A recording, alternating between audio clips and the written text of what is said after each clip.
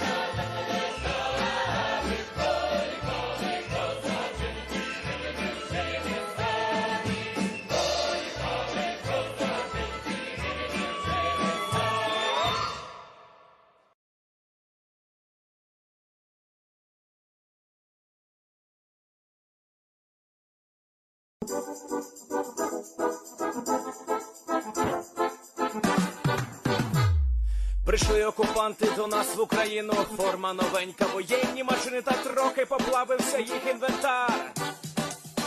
Байрактар, Байрактар. Російські танкісти сховались з кущі, щоб лаптем посьорбати довбані щі, та трохи у чах перегрівся навар. Байрактар, Байрактар.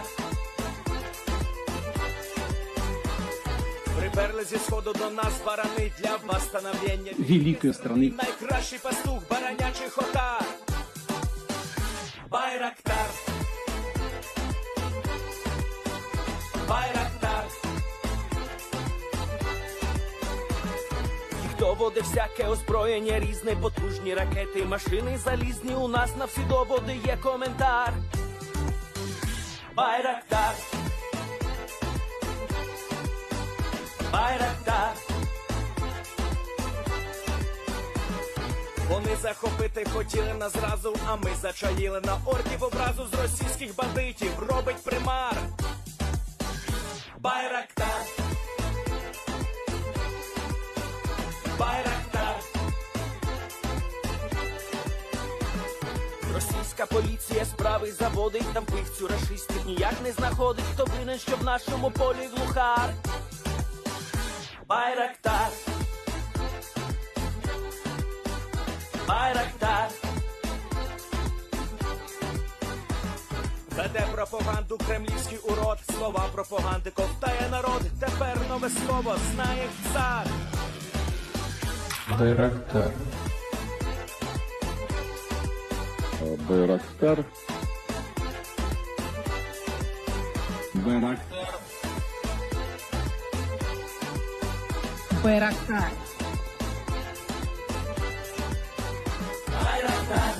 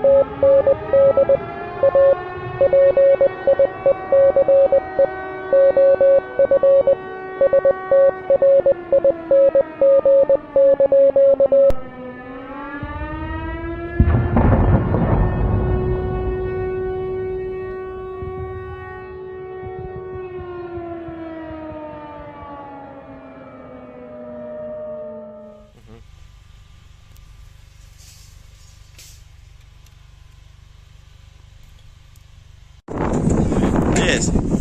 The Leaf Street Army sends its regards.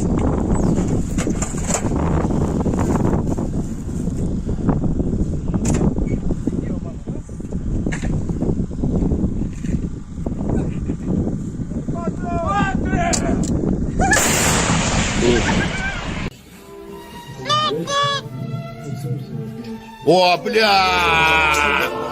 Игорь!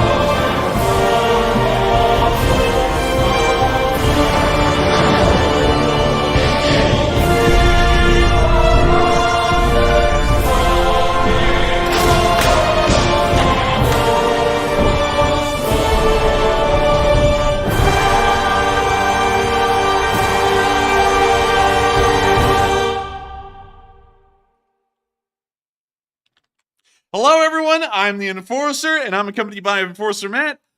And good evening, folks. It's Enforcer Matt, and welcome back to day 413 of the news. And it's good to see you all once again. And man, do we have some news today? And we have a lot of news to cover, and the bots are coming in strong tonight. We've already taken out nearly 12 of them, and if you want, make sure to hit the like button, because that not only brings in more people to know about our fight with the bots, but it brings in more bots for us to beat up. So make sure to hit the like button, because that does help the channel to spread out to more folks. And for one of the first times, in fact, I believe this is the first time ever in this channel's history, we are going to be including, and it actually is in the thumbnail and title, a little bit of news outside of Ukraine. And that requires us, for one of the first times ever in nearly a year, to go over the night's schedule. And so, let me guide you all through it. We're going to be starting tonight inside of Russia and covering the Russian news. Right after we cover the Russian news, we'll then be going to the Bryansk border, which is also still in Russia, and covering the news there as well. After we do that, we'll be moving down into our location unknowns right here and covering the location unknowns. Once we do that, we're actually going to be taking a moment to hop on over from the location unknowns and on into East Asia, where we'll be covering the news of North Korea and also the Republic of China and the People's Republic of China all at the same time. We will also be calling them during the news the Republic of China and the People's Republic of China. I actually have made a video on that already, explaining the difference in between the two and why Taiwan is actually called the Republic of China. That's its official name as an independent country. And once we do that, we'll go into the question segment right after the Taiwan news. And then once we go through that question segment, we'll be moving back into Ukraine and then on into our frontline news, where we'll be covering all of the news there. We're trying out something new tonight, and of course many of y'all actually did ask last night if we could include the news, and considering that the situation is escalating, and we do have some news over there to show that it is in fact starting to boil over, and it seems that many people and government officials that are parts of the Republic of China, as well as Japan, are starting to fear for the worse, and so we would like to cover it just in case the situation does even go further south. But with that, it is now time for us to move on straight into the news, starting in Moscow. And of course, this is a video that we've seen many times, but it's always very important to show. Another partisan attack has occurred on the railroad infrastructure near the Moscow area, burning down a signal box. These boxes, while on video, they do not seem to be that big of a deal. These are massively important for the railroad infrastructure of the Russian Federation, and when these signal boxes are burned out like this means that railroad traffic has to be diverted to other rail corridors, and the railroad's, schedule is completely thrown off by hours, if not even days sometimes, and it causes massive logistical problems for the Russian army. And we can see right there, once again, the Russian Volunteer Corps, the partisans, are conducting that signal box attack. We can see their little ending right there, and it's absolutely great to see. Also, I'm going to tell you about this, because this is something that's been going on behind the scenes, and y'all might be hearing about a little bit in the future. Some of y'all used to ask, back when I brought this up, what's going on with the drone that's supposed to be going to the 231st Battalion? Well, we currently have a drone on the way to us right now. It's a DJI Mavic, and we're going to be sending it to them here soon. And I let them know that after almost an entire month after the year's anniversary stream ended, and we were trying to get them a drone then, nobody has really picked up the calls. We've tried to reach out to loads of people to try and get these folks a drone. Nobody was really apt on helping, so I just decided, instead of asking folks to do it, why not just do it ourselves? So I went and bought the drone instead. So we'll be sending it over to them, and one thing that they wanted us to do was to actually make a video of us getting the drone for them and sending it to them, and they said that they would also make a video on their end of them receiving the drone and then using it, and also talking about it a little bit, and pretty much, suffice it to say, because I got the voice message from him, it was like an audio recording, he said he just wants people to hear their story from the 231st Battalion and what they've been doing throughout the course of the war. And I thought that was a really, I guess you could say, wild message to hear. A bunch of soldiers in Ukraine that watch this channel want us to tell their specific story to as many people as they can. And once we get that drone, once we get the drone and send it to them, and they make their video and we make our part of the video, we'll be putting up a video about them, specifically the 231st Battalion, and talking about their story of what they've been going through on the front lines, and also how they've helped us out so much and helping to save so many Ukrainian lives by giving us that battle flag that we gave away on the year's anniversary. And so with that, we're going to be moving out of that quick little side note real quick because I just thought I'd share that with y'all because I think that's amazing. And I know there's probably a couple of guys from the 231st Battalion watching tonight. And to y'all, I wish y'all the best of luck. Of course, not going to say where they are, but they are out there in some pretty tough conditions, pretty tough situations. The situation, from what we understand, has gotten better for the 231st, but they're still out there slugging it out with the Russians for every single inch of ground. They're absolute heroes, much like every other Ukrainian soldier out there on the front line. And to them, if they are watching, give them hell. And so with that, we're now going to be moving on up into the northern area of Ukraine near the Bryansk Oblast, as we saw a video being taken today, and we're not sure who took it, but it showed that Russian volunteer partisans from Ukraine that have been conducting the border attacks have started to cause mass panic amongst the Russian citizenry near the border, and we saw that boil over today on film. And so here's the clip, and also I'll be reading off the translations. We are scared. Some of us do not sleep for 3 nights. Today they shoot, tomorrow they shoot. We do not know what they are shooting at. We only shot 3 times before the arrival. Just 20 minutes ago. Just 20 minutes ago. Where should we go? They did not replace you. They did not stretch you. Bahamas wrote that he was at the scene of the incident. He was not there. He was not there. The administration did not meet with the residents. Why? They should at least calm us down so that there is no panic.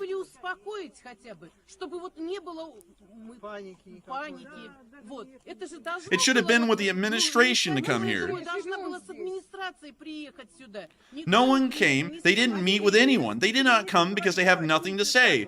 What will they tell you? What will they tell you? That there are refugees? That they do not support anything? What will they support? We live here.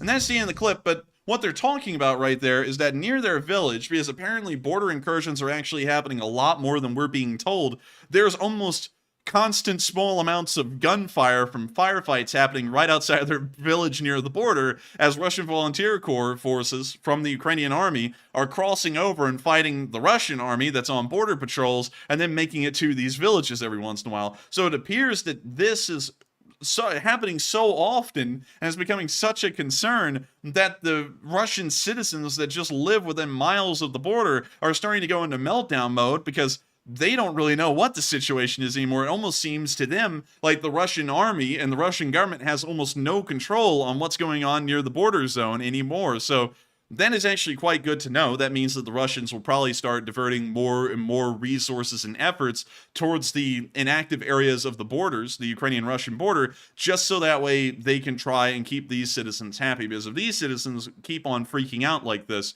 throughout the entirety of the border area, this could start to cause dissent against the Russian government and make it seem that the Russian government does not have control over the situation or the war, which many Russian citizens still believe, although we know that that's not necessarily the case. And so with that, we're now going to be moving on from that little bit of news, and we're going to be moving on into our location unknowns. And we have quite a small amount of them today, but some of them are absolutely wild. Starting off with our first one, where we saw a Russian propaganda show. And this one's interesting because this reminds me of one of those, I don't know, what would you call it, Matthew? A North Korean propaganda show? Kind of funny. We'll be covering them later tonight. But Yep. It's literally just a Scooby-Doo van with some stereo speakers and 2 people just standing in a field singing. And it sounds like garbage. These people wouldn't make it on American Idol. I'm not saying I'm a good singer, but these people are worse than me. And that says a lot.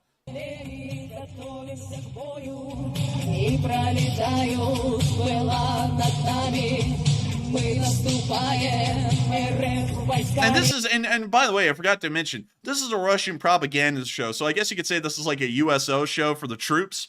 This is what they call a USO show for the troops. It's just some 2 people with stereos out of the back of a Scooby-Doo van singing in the middle of a dirt road. I mean, like, this is not a USO show, for sure. The USO beats these people by, like, literal miles. Yikes!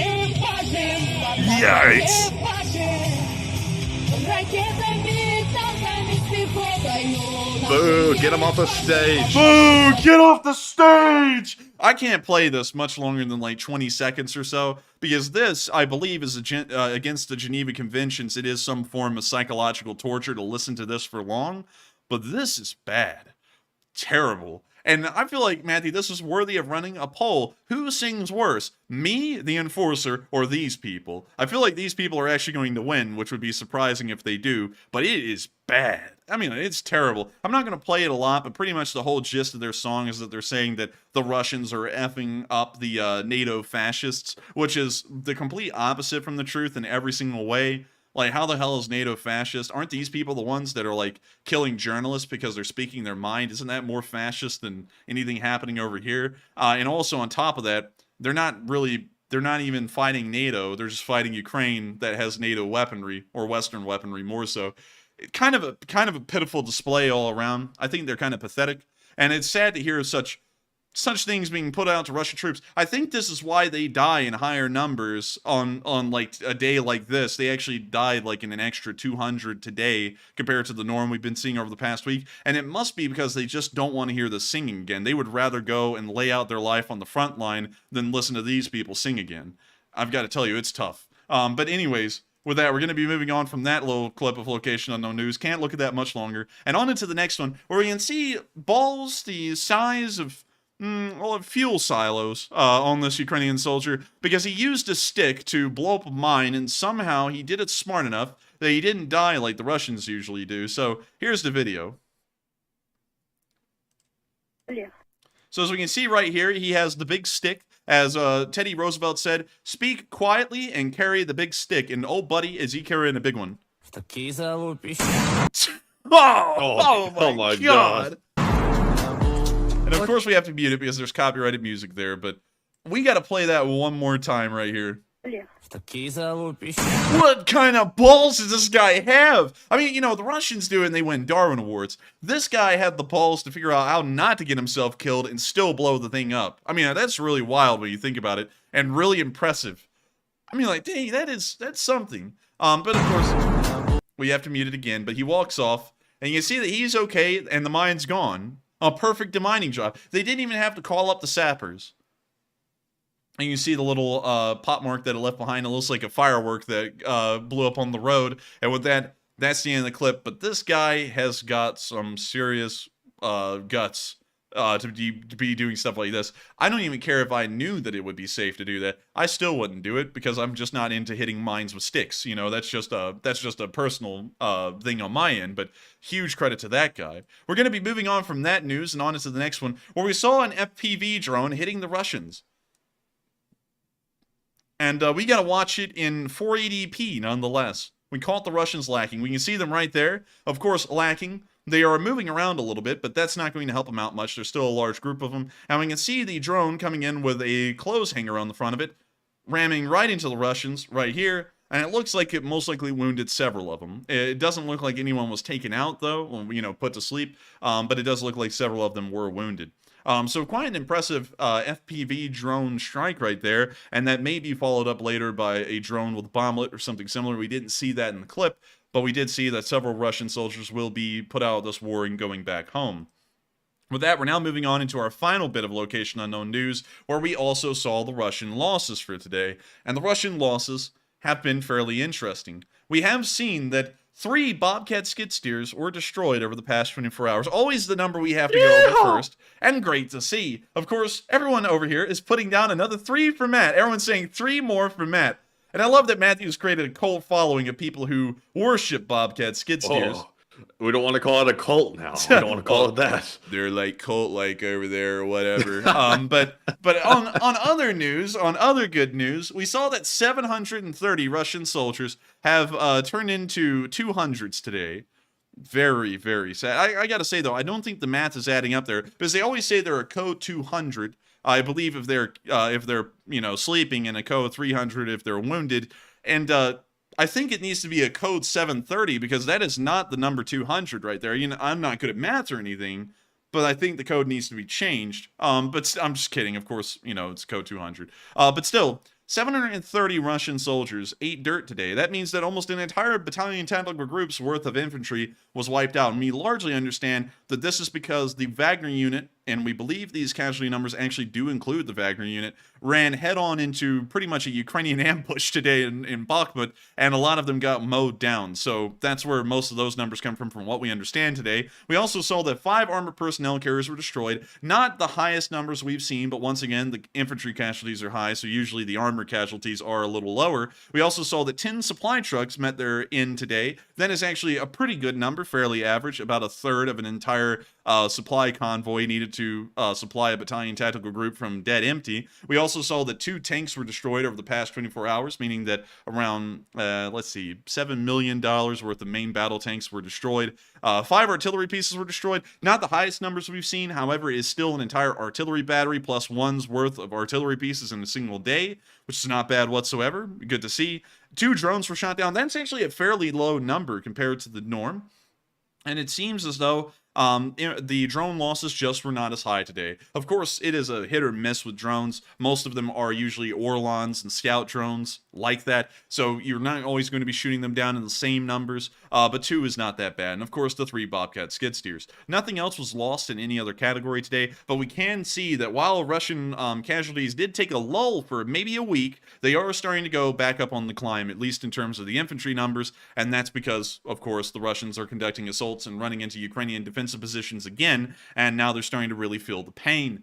Speaking of feeling the pain and very similar things, we're going to be moving out of this location unknown news, and in fact, and I have to make a big deal about this because this is really the first time ever that we've made a specialized news segment out of anything happening outside of Ukraine before. We're going to be moving out of Ukraine for a minute and into East Asia. This is the first time we've ever done anything like this, and let us know if you do enjoy us including this kind of news, because it seems as though the situation is escalating in this area, and if y'all do like this kind of news, we may try and include types of news like this from around the world if the situation is getting more intense, or if it seems that it is worthy of covering. So we're going to be moving up into the area of Japan real quick, as this is the most recent bit of news happening just around an hour and a half before the stream went live. A North Korean intermediate range ballistic missile was fired near the area of Hokkaido and landed off the shoreline several dozen miles away outside of Japanese territorial waters, but still on a direct path towards the island of Hokkaido. The situation was such that the Japanese actually declared, and I guess you could say an air raid, more so, sounding the sirens, and also ordering an evacuation of the area, as it may have, according to the Japanese,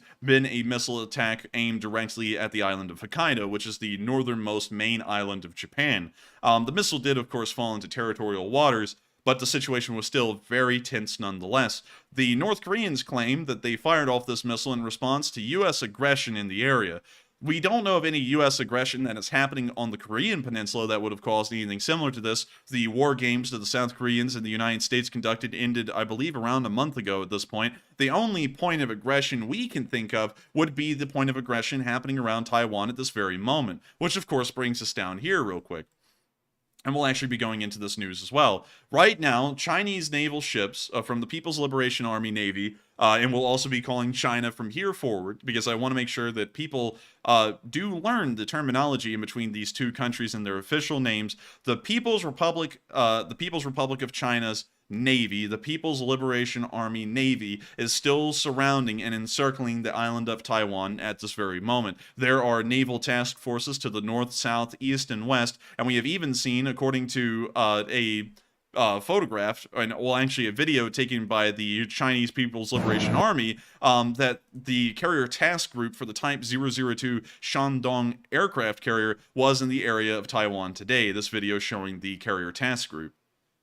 When you see them launching J-15s off the, well, actually I believe that's a J-16 off the front of the carrier, and also we can see them conducting some kind of a patrol. Now, these aircraft are lightly equipped from what we can understand. This is a license-built version of, I believe, actually, correction, this appears to actually just be a Russian Su-33, but once again, an Su-33 has nearly 8 hard points, and we only see around 4 missiles being equipped on this aircraft. It appears that some of them are all-aspect, shorter-range missiles, very similar to AIM-9s, and these appear to be similar to maybe an AIM-7, if you want to say that it's equivalent to any kind of Western weapon. These appear to be 2 AIM-7 kind of missiles.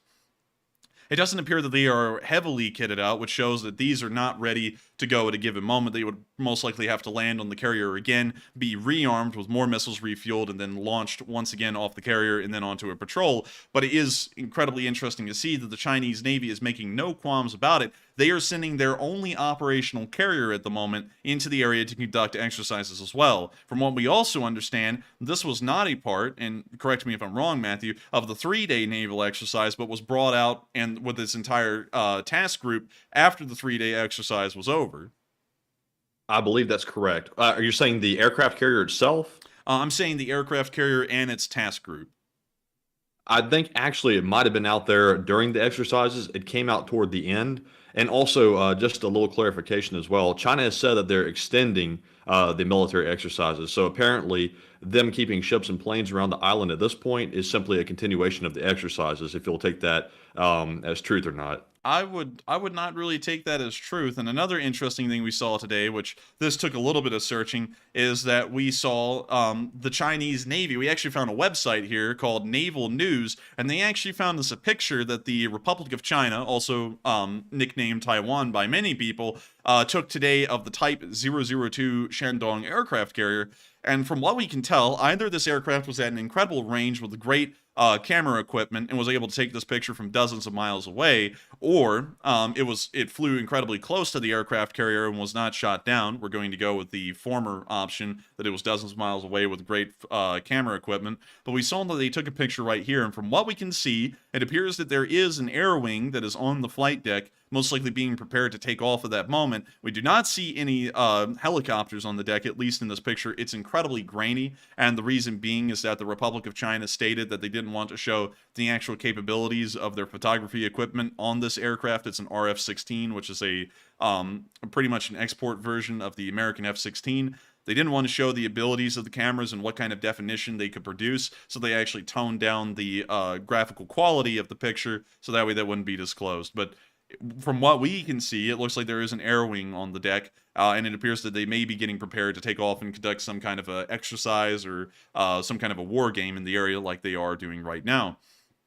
This is, of course, concerning. The Chinese are sending their only aircraft carrier into the area, most likely to try and send an image, but at the same time, considering that this would be China's best bet at immediately conducting an air war campaign, is to launch some of the aircraft on board the Type 002 towards Taiwan, this is very concerning to know that the aircraft carrier is in the area. However, one thing I will say is that this aircraft carrier, unlike American ones, is heavily limited in what it can do in an air war campaign against Taiwan. Of course, it does have a decent amount of aircraft. It has something around 24 to 27 of them on board, along with several helicopters, but none of these aircraft are purpose-built, much like American ones, where they are truly multi-role. Multi-role in the U.S. Air Force is very different than what most other countries call a multi-role aircraft. A multi-role aircraft in the U.S. Air Force can carry sometimes like 6 to maybe even 10 air-to-air missiles, or you can convert the thing and it carries thousands of pounds of bombs. Chinese and Russian aircraft can't really do the same. Yes, they can carry a similar number in overall missiles, air-to-air missiles, but in terms of their, I guess you could say, ability to carry a large amount of ordnance, not so much, usually most of the time. For example, a Su-27, which would be the Russian equivalent to an F-15, and the Chinese have a large amount of Su-27 based aircraft, it can only carry, I believe, something like 2,500 to 3,000 pounds of bombs on its hardpoints. An F-15, which is pretty much the U.S. equivalent of an Su-27, can carry thousands of pounds of bombs. I'd have to get the exact number here, and let me pull up the F-15E, so that way we can find, the F-15E Strike Eagle, so that way we can get an exact number of how many pounds of ordnance can the F-15 carry. Because this is the literal direct comparison in between East and West as to what an Su-27 is comparable to here. It would be an F-15. So let's scroll all the way down. And let's see here. Armament, hardpoints. It has a capacity of 23,000 pounds. And we'll go to the Su-27 real quick, which is the base model of pretty much every single Su-27 style aircraft is, of course, an Su-27. So let's go down to the hard points, the weaponry you can carry, and figure out the amount of weight it can carry. This thing can only carry, on its 10 hard points, a weight of 9,770 pounds. meaning that an F-15 outdoes the Su-27 in terms of its payload capacity by almost double. Well, actually more than double. So you can see right there that there is a bit of a massive difference in between what a quote-unquote multi-role aircraft in the U.S. Air Force can do when compared to a multi-role Soviet or Chinese aircraft. It's just not comparable. So the aircraft carrier, while being able to send these aircraft in quickly and being a lot closer to Taiwan than the mainland air bases would be, their effect on Taiwanese air defenses or anti-ship defenses would be quite limited because the amount of ordnance that all of those aircraft could carry, only the 24 of them, most likely all being some kind of an Su-27 or an Su-33 based aircraft, would be quite low. This situation was also concerning enough that the president of Taiwan, called Tsai Ing-wen, I believe is the correct pronunciation, made a response to the escalatory actions the People's Liberation Army Navy is currently conducting in the waters around Taiwan, and this was her short address, around 40 seconds long, from what we could tell. And so let me unmute it, and here's the address.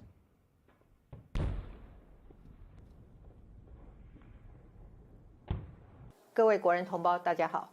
身为总统，我代表国家走向世界，无论是出访友邦、过境美国和国际友人交流，不只是行之有年，更是台湾人民的共同期待。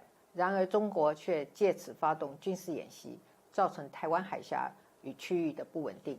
这不是一个区域内大国的负责任态度。虽然中国的军演告一段落，国军和国安团队仍会持续坚守岗位，捍卫国家。请各位国人放心，也请再一次为第一线坚守岗位、守护我们家园的国军加油。 And that is the end of the address from the president of Taiwan, Tsai Ing-wen, today. And it appears that although the Chinese are conducting some very escalatory actions around the area of the island, the president of Taiwan is keeping a very calm demeanor about the entire thing, although, of course, it is serious. At this moment, there are currently U.S.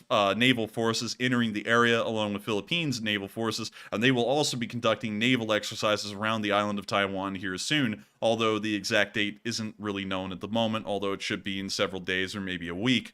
The situation is still rising. And getting back to the North Korean situation and kind of explaining why they fired off their missile today, the reason being is that the Chinese and the North Koreans actually have a defensive pact with each other, and this is largely the reason why we never attacked the North Koreans when they didn't have nuclear weapons, is because the Chinese would back them up.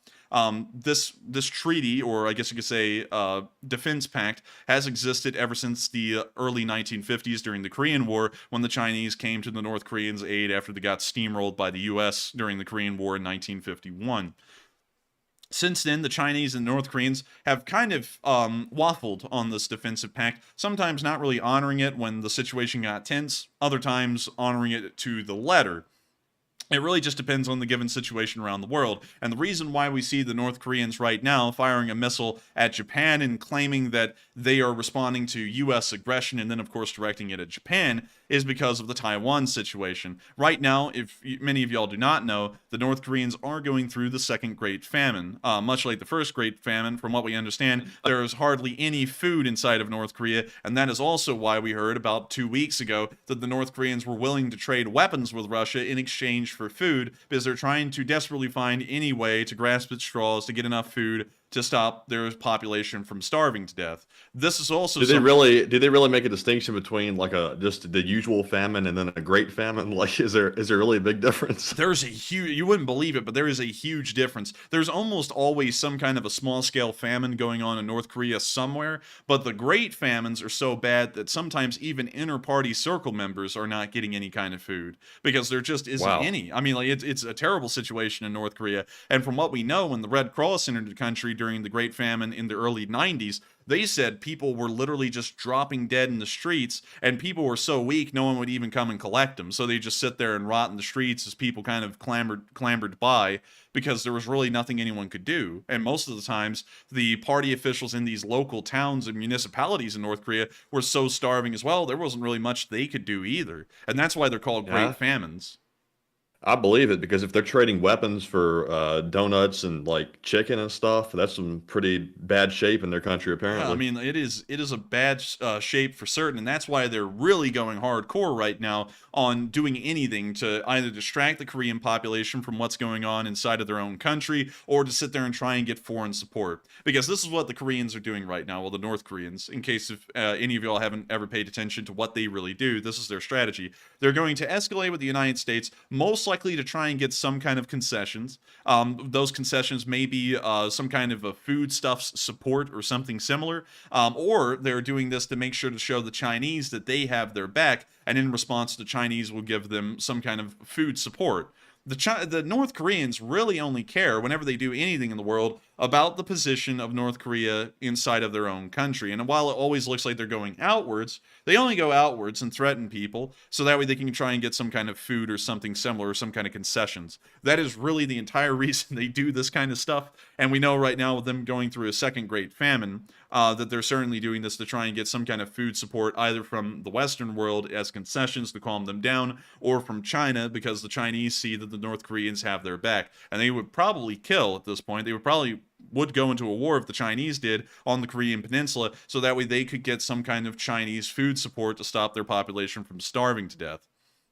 So with that, I hope that addresses the situation that we're seeing out here the best I can, kind of in a nutshell. If y'all did enjoy, let us know, because we're seeing if people would enjoy a little bit of extra world news thrown in if the situation does arise where it's really needed to be covered. Because we've always been looking at the situation over here over the entirety of the year, and a lot of y'all have always had questions about this. So we decided that it would probably be a fairly good move, at least for y'all and us as well, to see if we could cover this news over here in East Asia. And so with that, we're now going to be moving out of East Asia now that we've covered a kind of a general overview of the news and the happenings going on over here today. And we're now going to be moving back into Ukraine and getting ready to go over the frontline news itself. And we've had a massive amount of it come out of Bakhmut. Pretty much all the news we had today came from Bakhmut City, and it appears that it is a absolute slaughterfest right now, as Wagner forces ran almost headlong into a trap and then got mowed down. And we have a couple of videos showing the intensity of those firefights today and how badly it turned out for the Wagner, and some very close calls for Ukrainian forces as well. But before we get into any of this news, we of course have to address the polls, and they are great. And so with that, what do we got, Matthew? All right, so we have 3 polls to address, like usual. And the first one says North Korea launched missile at Japan. A take shelter alert was issued, and it inevitably splashed down in the sea. And what are your thoughts? 47% said that is a big escalation and very concerning. 5% said unsure. 23% said that's somewhat concerning. And 24% said that's a normal occurrence. Now, North Korea has tested their ballistic missiles in the past, and they have splashed down in the sea near Japan. But what makes this unusual is they had to call a take shelter alert, and also they issued an evacuation for Hokkaido. That makes this situation very unique and unusual, and also very concerning to me. And I think this is a pretty big escalation, and this is probably a prelude to them launching that satellite that they'll probably do on either April 15th or sometime around that point. So North Korea is acting up, and like I said last night, it's probably because China is acting up. They kind of follow their lead. They're kind of like the smaller brother to China.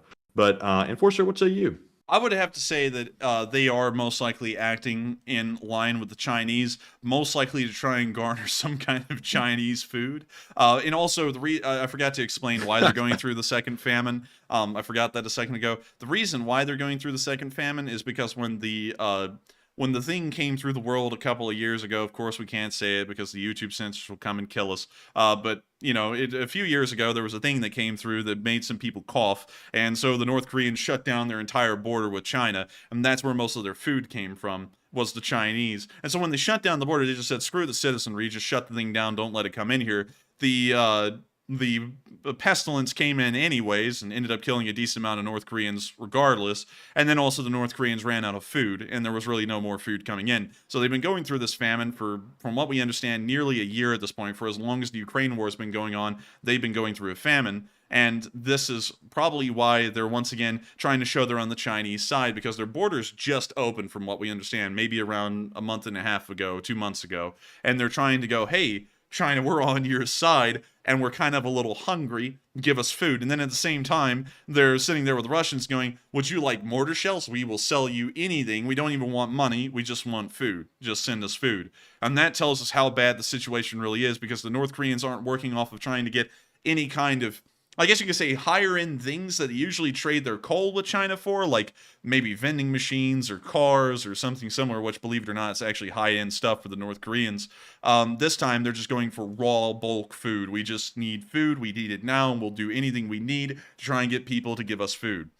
So we know the situation is really bad, and in my opinion, that's why they're doing this. That's really the only reason they're doing this, is because they're trying to stop their citizenry from starving. And I'll say this, the North Korean government does not care about their citizenry whatsoever, but a country derives its power, for the large part, on the world stage from their population and the population numbers. And so while they don't care for their citizenry, they also don't want to just see the whole thing die off, because then what kind of power does North Korea have? There's not as many people to work in the factories to either pump out the coal or to pump out the raw steel that the North Koreans make. They can't do any of that stuff anymore if all of them die, so they have to try and keep them alive somehow, so that way they can keep putting them to work. So that's my opinion on that poll, and I hope I addressed that one fairly well. And with that, we are on to the next one.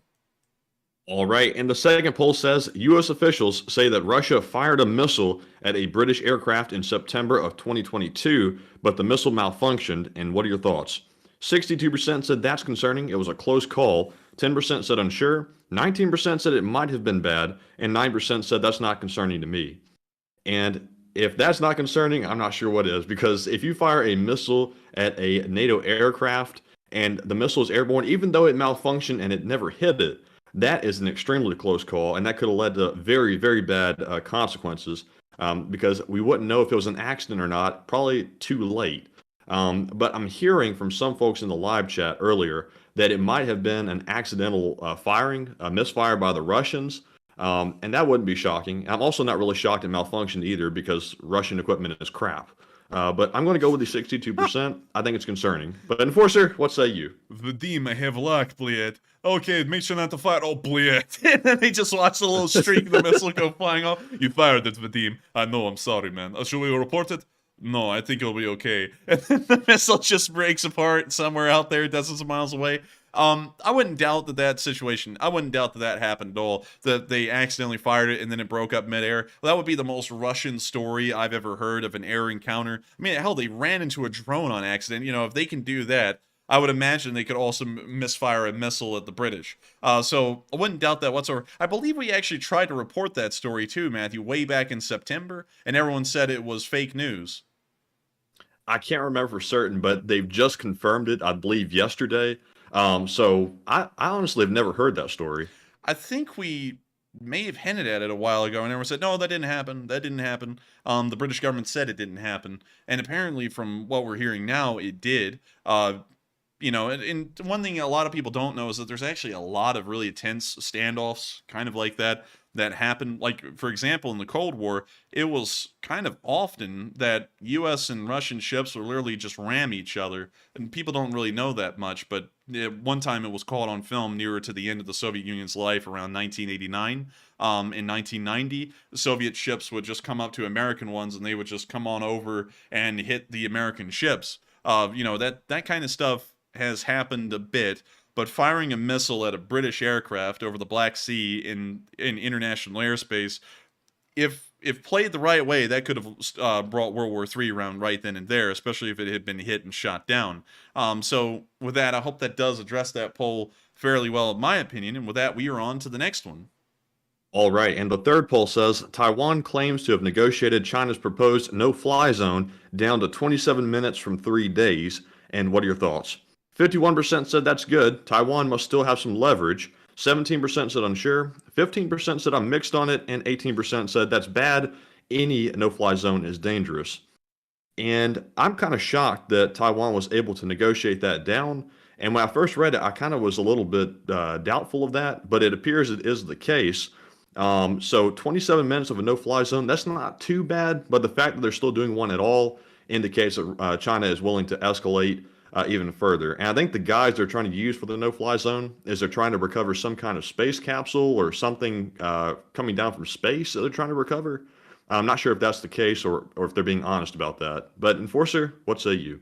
I would say that that was certainly not a good thing to hear. Now, I've tried to look into this, and I haven't gotten a clear answer on this, Matthew. Was the no-fly zone declared over the entirety of Taiwan with an exclusionary zone heading out into the seas around Taiwan, or was it in a small area?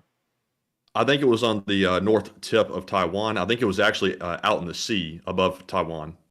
That may actually be what the that may actually be why the Chinese said it was a 27-minute window, because if it was over the entirety of Taiwan, that would show an intent to declare a no-fly zone to go to war. Because that's very similar to what the Russians did, because just a few hours before the first Russian missiles landed in Ukraine, they also declared a no-fly zone over Ukraine. And then everyone went, oh, well, that's really weird. The situation must be getting tense. And then the first missile blew up just around 2 or 3 hours later, and everyone went, oh, it is war. They were going to war. And that was the whole reason they called the no-fly zone. So that would have been very similar to what would have happened in Taiwan if that no-fly zone had been declared over the entirety of the island, and also included an exclusionary zone heading out into the sea, like into the median line and further out to the east. But considering that that's not what happened, it most likely was to try and get some kind of a capsule or something out of the water. But it is weird that they only declared it for 27 minutes. Usually those things are declared for hours, because the window where this thing could enter that no-fly zone could be several hours instead of just 27 minutes. So who really knows what the intent was, but I would actually kind of lean, because I'm not going to sit there and just bash them, even when there's no real logical reason. It may have actually been that they were recovering some kind of a spacecraft or space debris or something similar. But with that, I hope that addresses that fairly well. In my opinion, of course, and it could have been anything. That's why we run a poll. Everyone's opinion is a fair opinion on it. But with that, I hope we addressed that fairly well, and we are moving on into the next one. All right, and that was our last poll for now, so we're moving into our super chat questions. And up first, we have a very generous $70 donation from none other than BC Skyman. And thank you very much, BC, for the support and helping to keep us running. He says, have you seen that there are 100 special forces fighting in Ukraine now from 5 different countries? And awesome job, guys, and love Ukraine. And we have heard about that. It's just that I haven't really found that newsworthy enough to cover. In my opinion, Matthew actually thinks it is newsworthy, and we've kind of been talking about whether we should talk about that or not. I've kind of decided that really not to, because we've kind of known about that. Back in the day, we reported that the U.S. were sending attaches and advisors into Ukraine to wander around in there and train the Ukrainians and even advise them in certain situations. So it wasn't really that shocking to hear that there were 100 special forces guys. Usually the special forces are the ones who are sent to do these kinds of jobs and missions for the U.S. government into foreign countries instead of just regular Army guys or Air Force guys. So it wasn't out of the question to hear that they were there. And it is great to know that they are there as well. And it's good to know that the United States is actually supporting them by sending in the special forces, most likely to train Ukrainian soldiers and also advise officers in given situations. They are not fighting, however. These, I guess you could say, special forces are in a very similar role to the U.S. forces that you would have found in South Vietnam or Southern Vietnam before 1965. They are most likely, almost all the time and always in some kind of an advisory role or a non-combatant role. None of them are in a combatant role or anything similar. So they're not out there raiding compounds and taking on the Russian forces, but they are helping the Ukrainians in the war effort, which I think is very admirable, and I think that's great. And so with that, I thank you so much once again. Real quick, I will add that figure of 100 special forces actually came from the classified documents that leaked out. I believe a reporter asked the Pentagon spokesperson today whether or not that was true, that the U.S. had a small detachment of special forces in Ukraine, and they confirmed it. They said, yes, they did, but they said they're at the American embassy in Kyiv, and they didn't specify exactly what they were doing there. They said that they had a role of accountability, and they wouldn't go any further than that. So it's a possibility they might be carrying out operations, but at this point, they're just there, or at least the official position is they're just there to make sure that the equipment is being used in the way we want it to be used.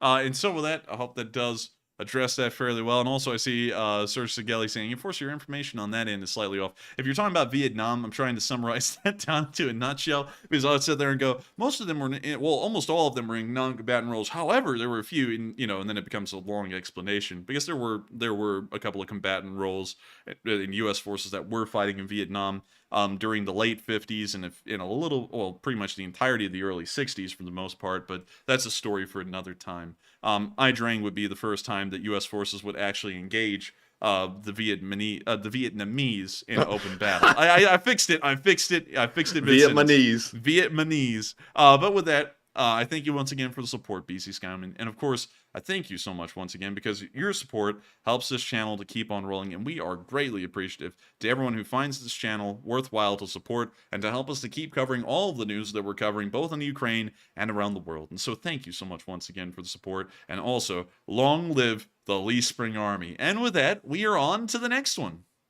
And the next one we have is a very generous $50 super chat from Dupper Bob, and he says, "For the coffee fund." And thank you very much, Dupper. And Enforcer, what say you? And Dupper Bob is always, I don't think Dupper Bob has ever missed a day of supporting this channel. He's always throwing in a $2 super chat, and this is a massive leap up from a $2 super chat. And I got to thank you so much, Dupper Bob, for supporting the coffee fund because we do love our coffee. Matthew loves his little Keurig machine that brings out those frou-frou, normal tasting coffees. I enjoy my motor oil. Motor oil keeps me alive, and I enjoy my motor oil. So I thank you so much, Dupper Bob, for supporting our coffee fund so that way Matthew can keep drinking that motor oil, and I can also, so I can keep drinking that motor oil, and Matthew can drink those little Keurig coffees. Oh, that little frou-frou, normal tasting stuff. But anyways, with that, thank you once again, Dupper Bob. I hope that does address that fairly well, and thank you for helping this channel to keep on running. And with that, we are on to the final question of this segment, and then we're going to be moving on into the frontline news.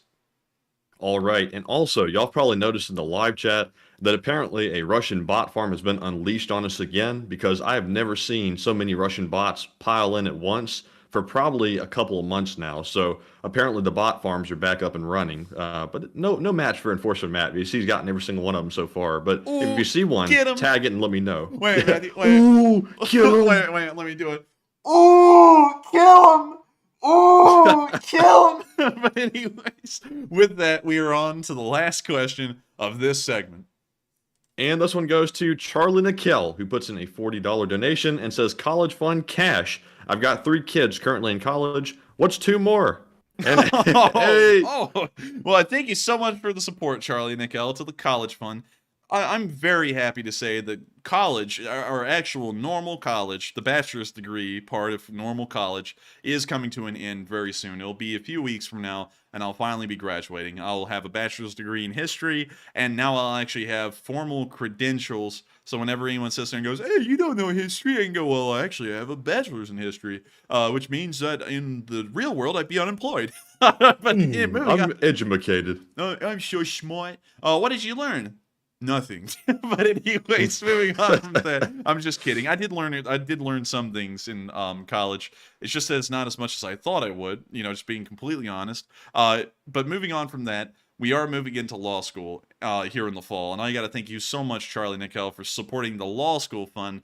Because, of course, law school, I can't even say that enough. Law school is not cheap at all. Law school is incredibly expensive, and I thank you so much for the support, Charlie, and helping us to get ready to go on into law school, so that way I can go and get my law degree and then have even better credentials, so that way I can set myself up for becoming president in 2040. And of course, if you do back that up, say Enforcer for President 2040 in the live chat. That's actually pretty long, or you could just say Enforcer for President. I'm sure he's here tonight too, Enforcer for President. Is he?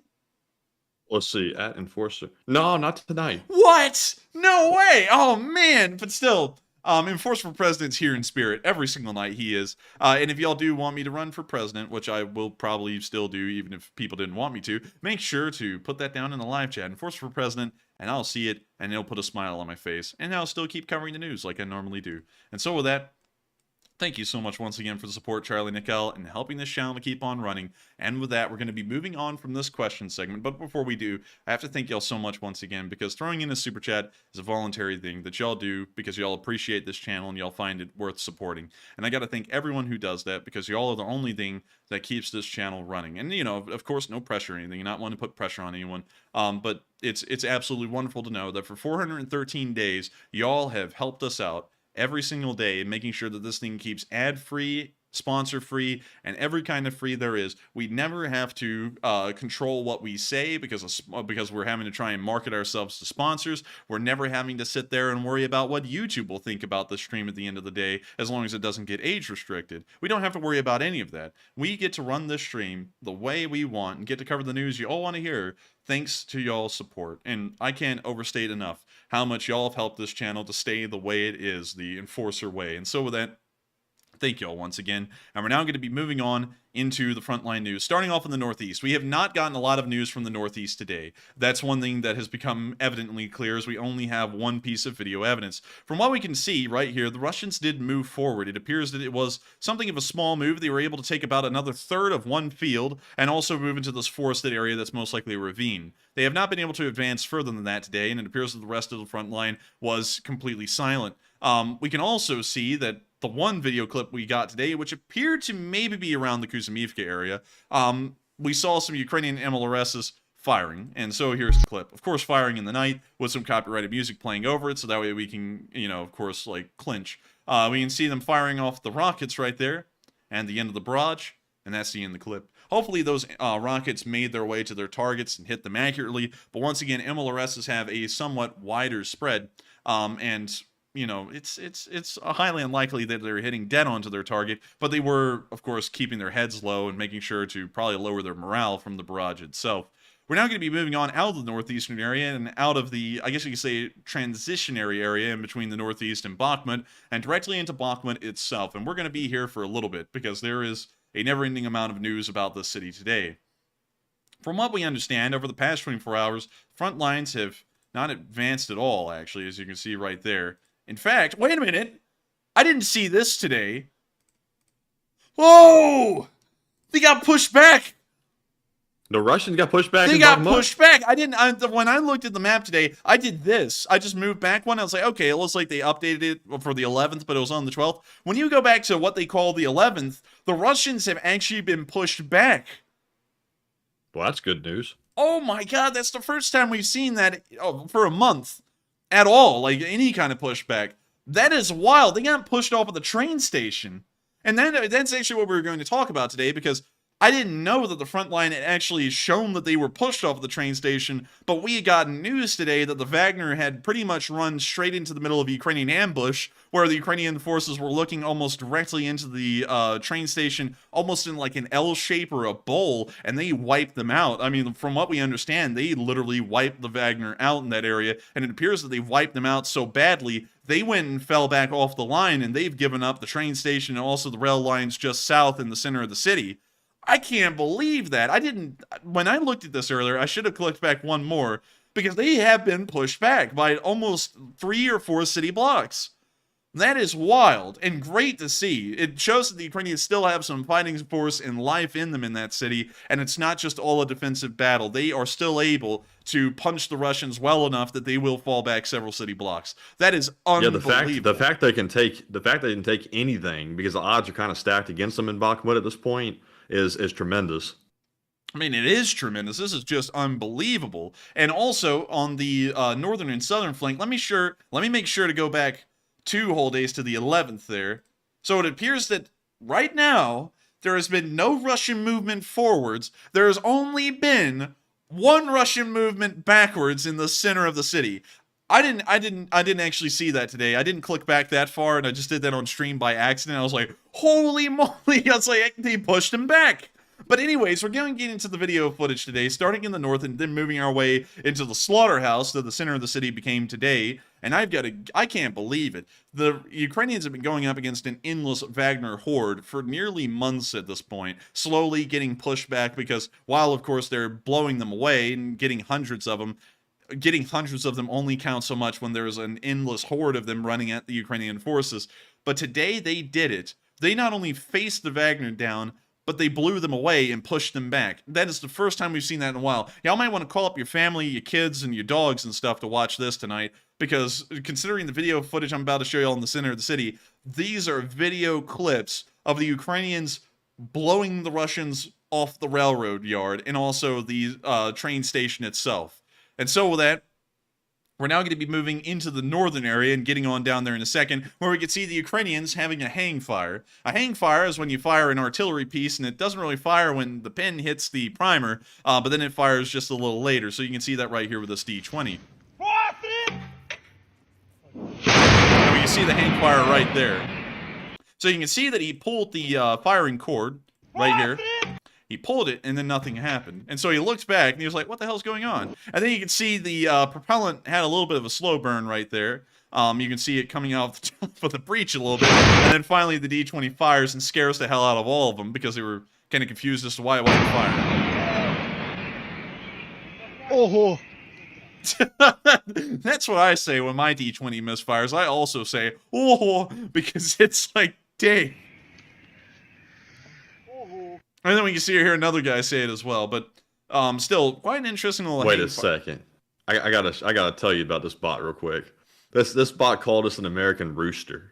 They said stop starting a war. Ukrainians are our brothers, and then you quarrel them with us and arrange a war. What in the hell are the Russian propagandists even saying anymore? Man, and the Russians don't even hide who they are anymore. They just come out here with Russian names, like Stepan Polishik, like Stefan. You're stupid. You don't understand. You started this war on your own, pal. But anyways, yeah, brothers don't stab and attack each other, or at least not good ones. You know what I'm gonna do, Matthew? For the rest of the night, if you ever get a bot, let me know. We're gonna play the Stars and Stripes Forever with the microphone. It piss them off a little more.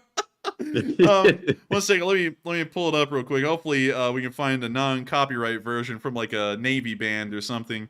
You know what? We'll figure that out later. Anyways, what the hell's an American rooster even mean? Yeah, I don't even know you what that American means. Rooster. You bled, you're an American rooster. It's like, well, I don't even know how to respond to that. I mean, I don't know. I mean, like, I thought they were the dicks, but anyways, that's it. Man. But anyways, we're now going to be moving on into the next bit of news in the northern area near Blahodatne, where we saw the 36th Brigade going around and clearing the trenches.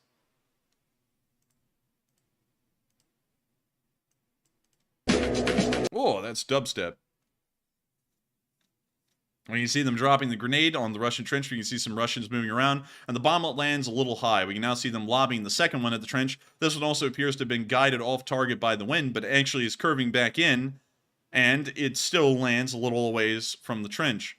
We now see another bomblet being flung down. These, unfortunately, appear to be getting flung around by the wind fairly easily, but this one lands directly on the opening of the dugout. The third one was, in fact, the charm, and did get the Russians. We can now see a fourth one being dropped, and this one appears to have possibly wounded 2 Russians. We now see a Russian squad moving into the area around these trench works, bomblet falling. It appears that none of them were seriously injured. They're still walking. We see some Russians on the side of the street. We can see them dropping a little bomblet, and the bomblet explodes. It appears that 1 or 2 guys may have been wounded right there. They are now code 300s, but they are certainly not from the movie 300. We now see them dropping a second bomblet, and this one appears to have exploded nearby, and it appears that they're now getting up and making a run for it. We now see another bomblet being dropped in between some farm machinery, it seems. Although it's a building, actually. It looks like farm machinery for a second. We can see it explode, but we couldn't see any Russians visibly injured there. Still, it is interesting to see, and always a good thing to note, that the Ukrainians are using their drone bomblets against the Russians, because while they may not be able to take them all out, it is still very demoralizing and always puts the Russians on edge that at any given moment they could be under almost a direct attack from bombs literally just falling from the sky where they don't even know where they're coming from. We're now going to be moving on from that clip in the northern area. We're now going to be moving on down into the slaughterhouse. And of course, the Ukrainians and the Russians are slugging it out. And one thing I would say is that the Ukrainians are having a tough time in the city. It is the toughest battle they have ever fought as well. But today we saw the Ukrainians once again take on, quote unquote, the Russia's finest, and not only take them on, but win. They won today. For one of the first times in a while, there was no retreat, there was no city block lost, there was no Ukrainian lives that were lost as they fell on back out of the city a little bit further. Today, the Ukrainians faced the Wagner down, the Wagner ran into them, and they butchered these people. Pushed them straight off the railroad station, straight off the rail yard, and back over to the other side of the street.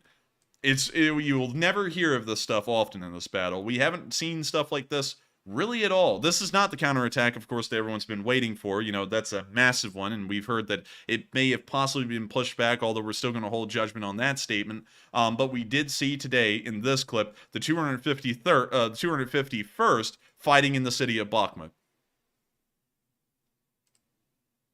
Of course, we're going to have to mute it because they're playing that Tarkov-type beat. But we can see them riding through the town. You see them moving through the destroyed tractors and cars, and also the destroyed buildings, and of course fighting the Russians here in these buildings. The man's firing through the opening, making sure to lay him low. They're now moving across the street to the other side in the Bakhmut area. We don't know exactly where this is in the city. We can now see a house on fire behind him as the squad continues to advance forward, most likely taking the Wagner head on.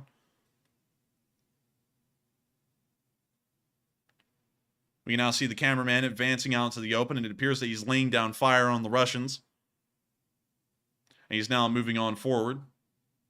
We can now see incendiaries being used on their position. This may actually have been near the Azov factory, although, you know, the location isn't exact. And from what we understand, the Ukrainians are not at the Azov factory any longer.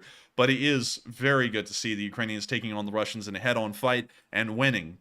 We're now going to be moving on to our next clip behind the lines, where we saw the 3rd Brigade, formerly known as the Azov Brigade, at work in the city of Bakhmut as well. It appears that they have moved. For a while, we knew that they were in the northern flank, fighting in the areas from Krasnopolivka all the way down towards Krasnoora, but it now seems today that the 3rd Brigade may have moved some of their forces into the city itself, or they may have moved their entire brigade into the city. Nonetheless, here's the video. Ships on. Of course, we got to mute it, copyrighted music, but we can see them loading up the RPG right there, and we can now see the brave Ukrainian going to the window. You now see him getting ready to fire it at the window. He's getting ready to present the RPG. He's now standing up to aim it, and he's about to fire it. The backblast, of course, blowing everything off the table, but hopefully the RPG was dead on target. We can now see him moving out of the room, and we can see the cameraman following behind soon.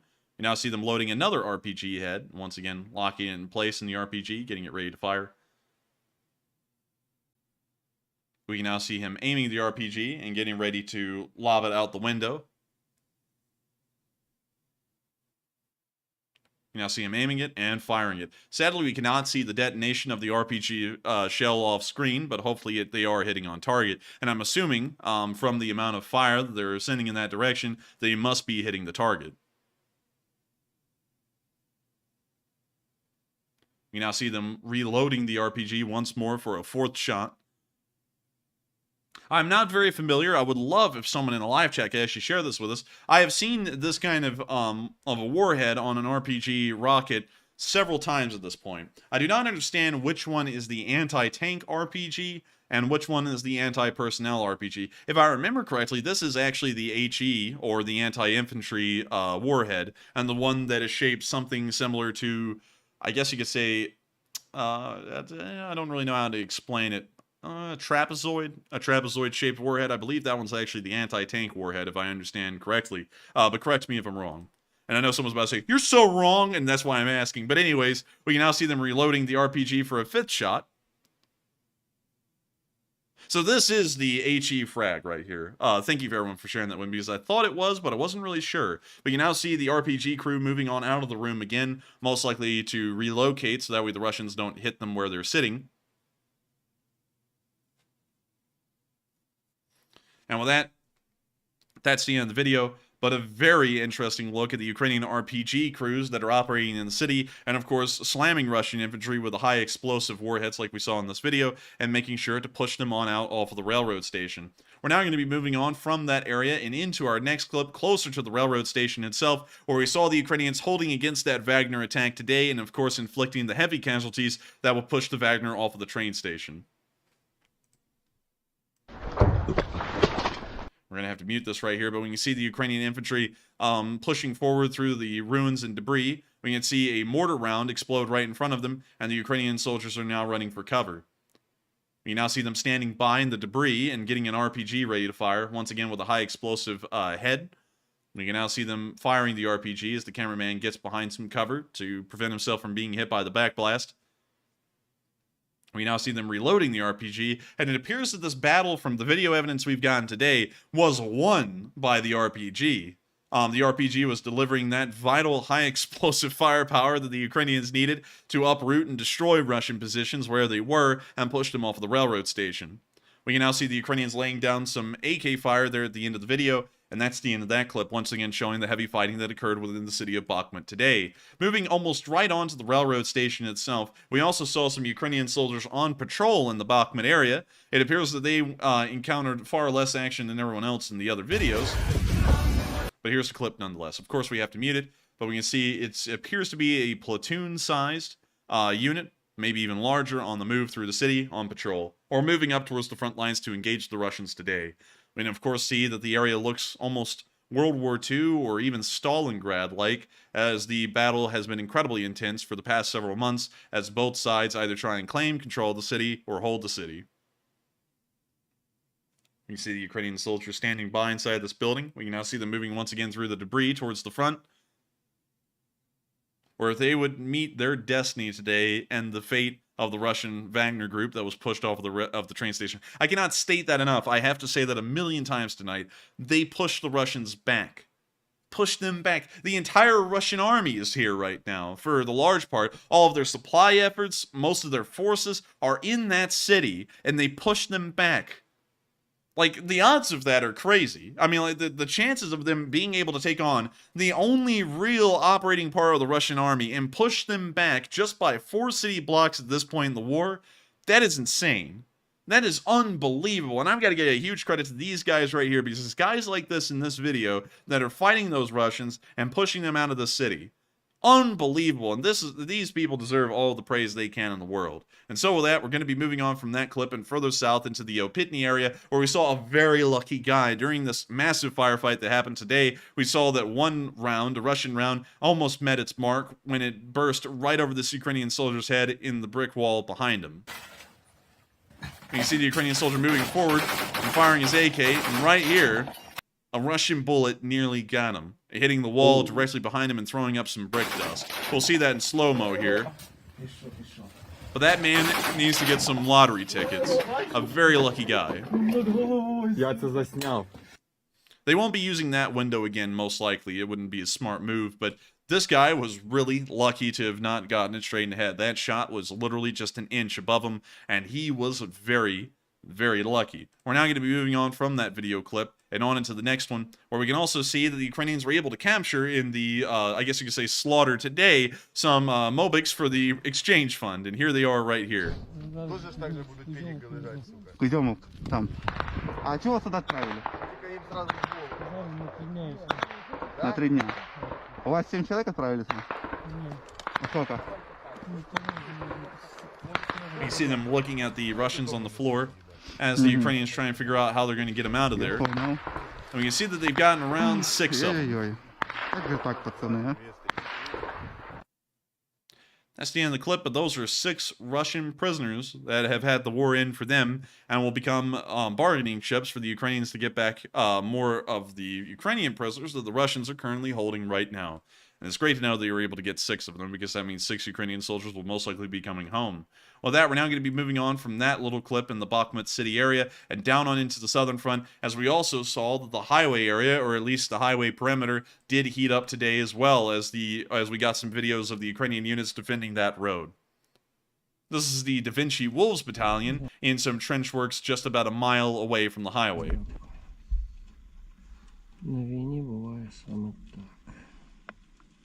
You can see them hanging out. We can hear some explosions outside. We can see one hit nearly right on their trench. You now see firefights going on in the area. And we can see that this once forested tree line, this was actually a pretty large wooded area, has been shelled so heavily by the Russians in an attempt to uproot these Ukrainian defenders that the trees don't exist anymore. They're about person height at this point. Everything else above that's been completely cut down. Правая траншея, блядь! Давай, встали! В канавы, в канавы! Остаемся на позициях, держим круговую! Шо, пидоры, сука, это наша... We can see mortar rounds landing off. This guy is going off. And that's the end of the clip, but a little look at Da Vinci's wolves that are defending the highway perimeter and making sure that Ukrainian forces can continue to be supplied within the city, and also to make sure that the Russians do not overtake the highway as well, where Ukrainian reinforcements can no longer enter. We also got a second video clip, once again, of the Bakhmut line here.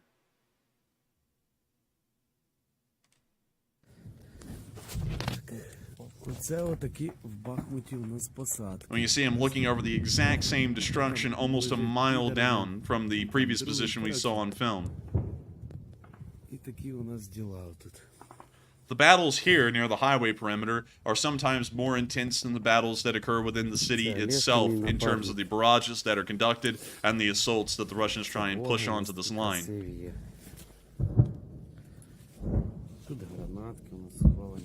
І тут у нас є гранатки.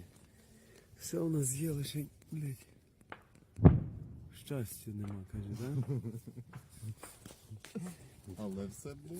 And here in this hellish landscape, the Ukrainian soldiers survive. And not only survive, they continue to thwart every single Russian assault that has ever been put on this line and make sure that they never break through to the highway.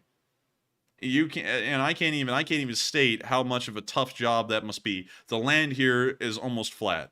The Russians moved up onto to the plateau behind Klishkivka, and so the Russians and the Ukrainians are fighting on level ground right now. One of the hardest environments to fight from. The Ukrainians do not have a height advantage. They're not able to look down on the Russians running up at them. They are not looking up at the Russians running down on them. That's a very lucky scenario for them, because of course the Russians will most likely have the advantage at that point. It is flat ground. They are fighting each other head on that ground. One of the toughest places to fight, because both sides are on an equal playing field from the terrain, and yet the Ukrainians still hold against barrages that can literally wipe out forests, yet cannot wipe out the Ukrainian army itself. An impressive feat to say the least, and a huge testament to the soldiers that are really keeping Bakhmut alive. It's not really the soldiers that are winning the battle inside the city itself, although they are doing an unbelievable and an incredible job. It's these guys here on the highway perimeter that are making sure that reinforcements and supplies can continue to enter this city and keep these forces going. These are the real guys who are keeping Bakhmut alive right here on the highway perimeter.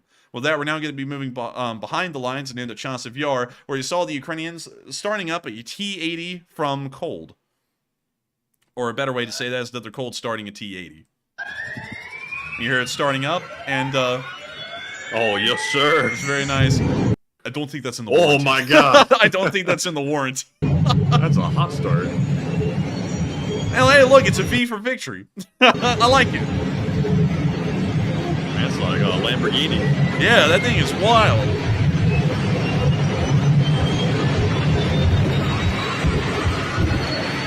That pulse jet.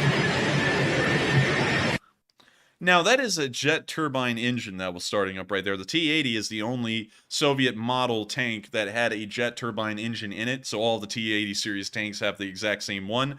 But man, what a startup. And I gotta say, even though it is a Soviet tank, jet turbine engines inside of tanks sound amazing. I mean, you know, it's just a quality thing. I think they sound a lot better than a diesel engine. They just sound fearsome. They sound ferocious, especially in a startup like this. Sounds like you're about to send a jet fighter out there to the front lines, because it almost is the same. But still, very impressive to hear, very impressive to see, and quite the nitrous right there. I mean, like, I don't know if that's nitrous. I'm just kidding. It's a normal part of the startup, but man, that's almost like it has nitrous in the thing. Yeah, that's something right there. I got to say, I like the flames. That's a nice addition, too. They're about to become a part of the Hell's Angels. Vroom, vroom. Start driving around from bar to bar doing this stuff. But still, very cool to see. And hopefully this T-80 moves on forward in the morning hours towards the Bakhmut area and continues to support those guys on the highway perimeter and in the city. We're now going to be moving on out of Bakhmut and on down the lines and into the Donetsk area, where we've gotten some news today, but it hasn't been extremely large news. We did get a little bit of a video from Avdiivka where we saw a Russian tank maneuvering in, I guess you could say, in the perimeter of the wine glass, and it appears to have been hit and caught on fire. When you see the Russian tanks advancing here, you can see one at the front. These appear to be BMPs, and it may have been hit by an ATGM or an anti-tank mine, but the thing has gone up in flames. You see it burning out right there, and another $3.5 million Russian tank that will never be used again. Always love to see it. Can't say that enough. We love to see it. We never hate to see it. And it's good to know that another one's gone up in flames and maybe it was lost with the crew. We're now going to be moving on behind the lines and into the area of Simonivka, where we saw a Dana SPG. Actually, two of them, and one of them had an improvised camo. We can actually see the improvised camo right over there, and we can see the proper digital camo on this one here. The Dana SPGs, they're not Danas actually, they're Danas, were provided, I believe, by the Slovakians, and they are an incredibly interesting SPG, made just at the end of the time of the Warsaw Pact in the Soviet Union, and slightly modernized as time has gone by to make sure that they keep up with the modern battlefield. These things, of course, provide great artillery support to the guys on the ground, and of course, an integral part of Ukrainian artillery forces in this area. Good to know that they have them, and hopefully they'll continue to blast the Russians away. We're now going to be moving out of this picture news and on down into the area of Makivka, or more so in the general direction of Marinka. Sorry, it's not Makivka, it's Marinka, where we saw the Ukrainians dropping a nade on a trench.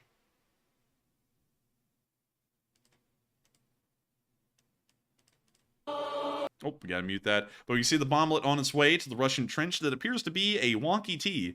And I feel like the Russians are about to... Oh, that guy feels like a wonky T right there. That thing landed right in his foxhole. Jeez. The other Russians appear to have no reaction to what just happened, but I feel like that guy is going to be getting his family a chocolate cake and some water park tickets. With that, that's the end of the video, and it's good to know that Vadim has gotten his kid a great day at the water park with a chocolate cake. We're now going to be moving on from that clip just outside of the Marinka area and on out of the Donetsk region. Of course, not a lot of frontline activity here today. The Russians are, of course, being held up by Ukrainian forces and are not really able to advance on the open ground. However, even behind the lines, the Russians really aren't able to advance on the open ground either, as it appears that a BMP-1 from the Russian side ran over an anti-tank mine somewhere in the Volodar direction that was well behind the lines. And so here's the clip. You see them moving up through the incredibly tilled road. Things got ruts in it deeper than rivers.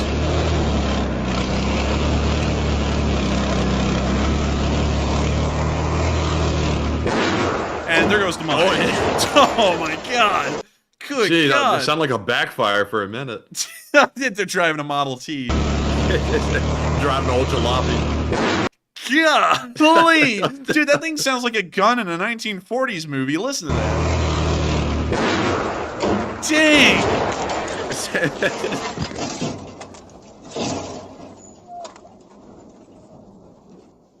Everything is going quiet. The engine has been destroyed. It's not running anymore. We hear them talking a little bit. I think they're talking over how screwed they are.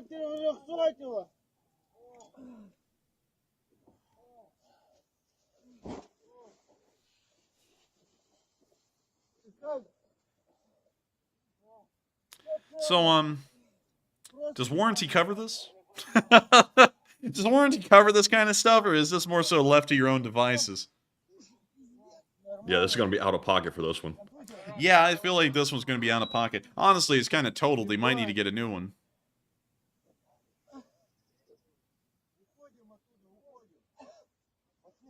I don't know if the lens is broken on this camera or if it's just covered in dirt, but now we're just hearing the audio of them chit-chatting. Oh, wait, no, the lens isn't broken, it's just covered in dirt. The soldier's about to pick it up here.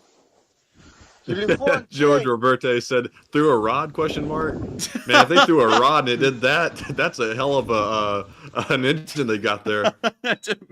Dude, this was when that was that noise in that Tom and Jerry cartoon whenever Tom would get smacked in the face with a giant wooden board and then he'd scream. You know, it's that you know, or something like that. We now see him walking off. Oh, that thing is messed up! Good lord, the tracks are gone, the side skirt's gone. I mean, like, hell, probably the whole front of the tank's gone.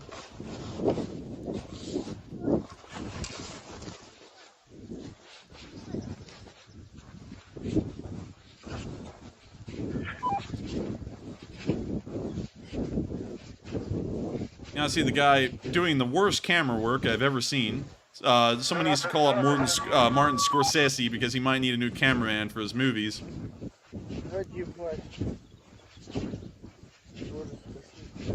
And well, wait a minute. Wait a minute. That's rip-off Ramzan Kadyrov right there, who's called Wham Bam Kadyrov. That is rip-off Kadyrov right there. This guy right here looks like he could maybe in an alternative universe have a British accent, if you know what I mean. I'm telling you, my wife and me, we get no respect, I tell you. Privacy. He wants his privacy.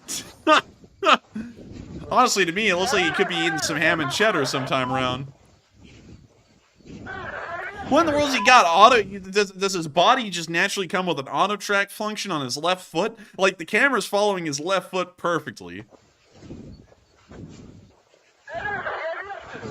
We hear the radio going wild.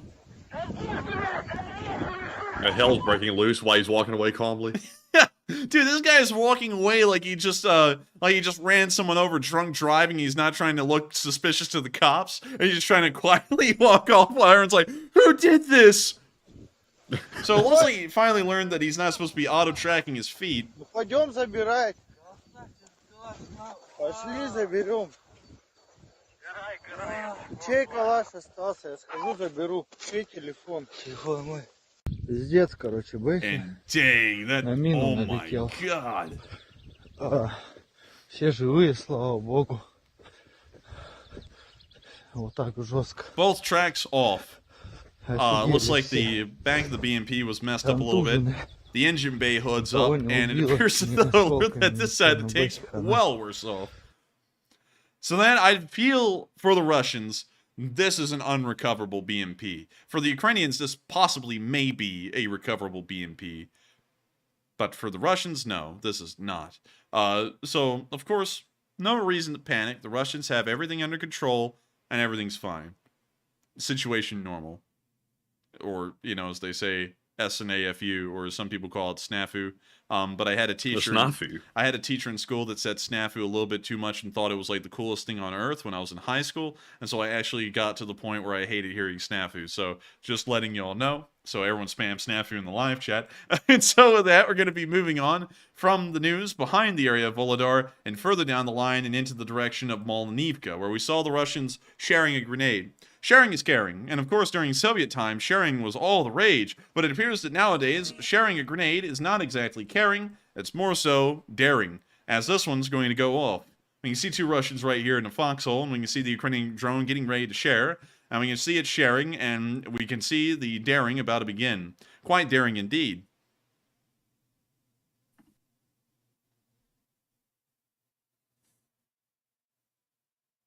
And we can see them kind of moving around. They've decided that staying there for long is probably not the best thing, but I think that they've already outstayed their welcome in this one. We now see them dropping a second one. The Russians completely unaware. This one explodes right above the dugout.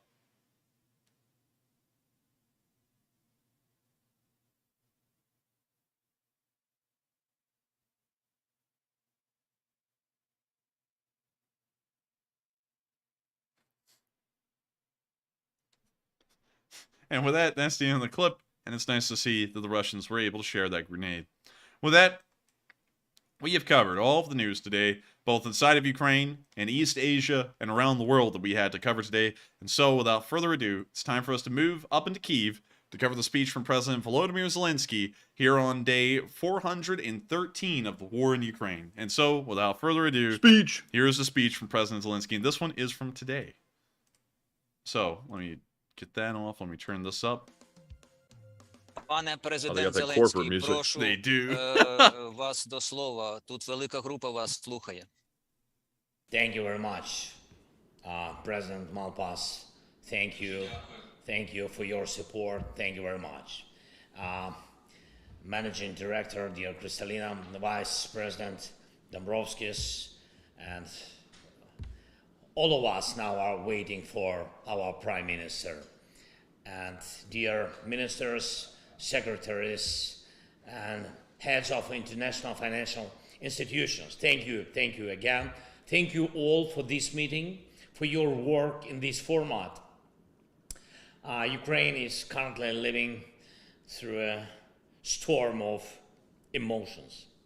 Yesterday, a video of the brutal murder of our soldier by the occupiers was shared by Russian sources. They are there in this video, are proud with their ability to kill.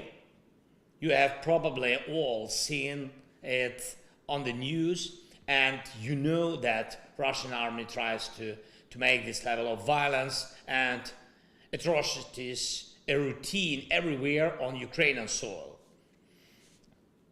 Every time when they do something like this, one gets shocked like for the first time, and death brought by Russia must not become a usual routine. The long story of Russian impunity must finally stop. And I thank everyone in the world and all of you who help Ukraine to survive. But every day we'll lose our people, men and women, adults and children who die at the hands of Russia. Please, would you please, I ask you now to honor with a minute of silence the memory of the Ukrainian soldier whose death the world saw yesterday, and the memory of all of our people whose lives were taken away by the Russian invasion. Please.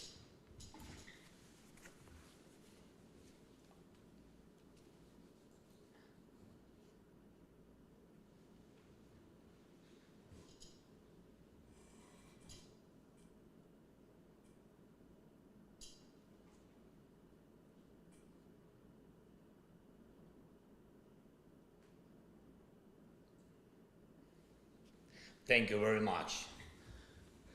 Thank Thank you so much. Yes, thank you. It's very important for all of us. Dear participants of this meeting, Ukraine will prevail in this war.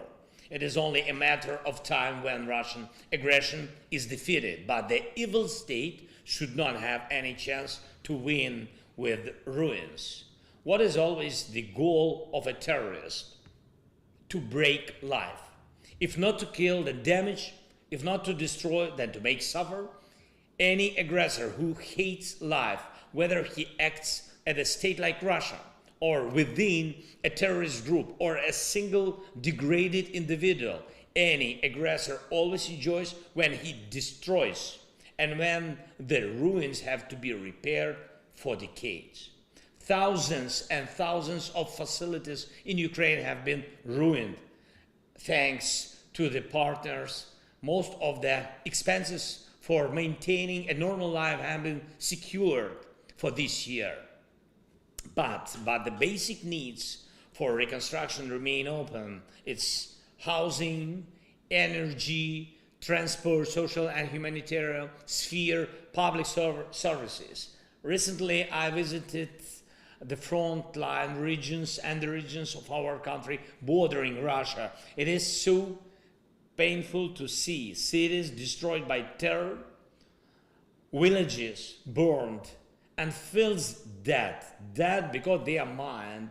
That's why supporting fast recovery is a part of counter-terrorism work. By rebuilding what has been ruined, we defeat the main goal of terror. We return the normal life. The second point, the essence of the evil state. For the first time in history, the world has such a vast opportunity to change, to charge the aggressor with compensation for damages, the one who is guilty of the unprovoked and illegal war. For example, the World Bank provided a new assessment of the losses and needs of Ukraine. $411 billion. Every day, Russia increases this account. The world has Russian assets of various types that cover such a level of losses. The world's potential aggressors are now looking. Will you do the right thing? It is realistic to confiscate Russia's assets as well as assets of persons connected with the ruling elite of the evil state to confiscate and direct so that life in Ukraine can be restored. Russia must feel the full price of its aggression. Ladies and gentlemen, Ukraine makes two appeals to you. The first one, priority needs for reconstruction. And I thank you for the new program with the IMF, which is an important stabilizing factor for Ukraine. This will help us continue to fight. But in order for people to return to Ukraine, for the aggressor to lose not only on the battlefield, but truly in everything, we need the approval of the support program to cover the priority projects of fast recovery. The total volume of such projects is 14.1 billion US dollars. Our government officials who are now in Washington will present the details. And ladies and gentlemen, the second one, it's necessary to work on concrete mechanism for using frozen Russian assets to compensate for the damage caused by Russia. It must be clearly stated that the assets, including the assets of the Russian Central Bank, will be confiscated. It will be a peacemaking act on a global scale. Potential aggressors must see this and remember that the world can be strong. There may be different formats of solutions, but the faster and more effective the solutions are, the more reliable and long-lasting peace after this war will be. Ladies and gentlemen,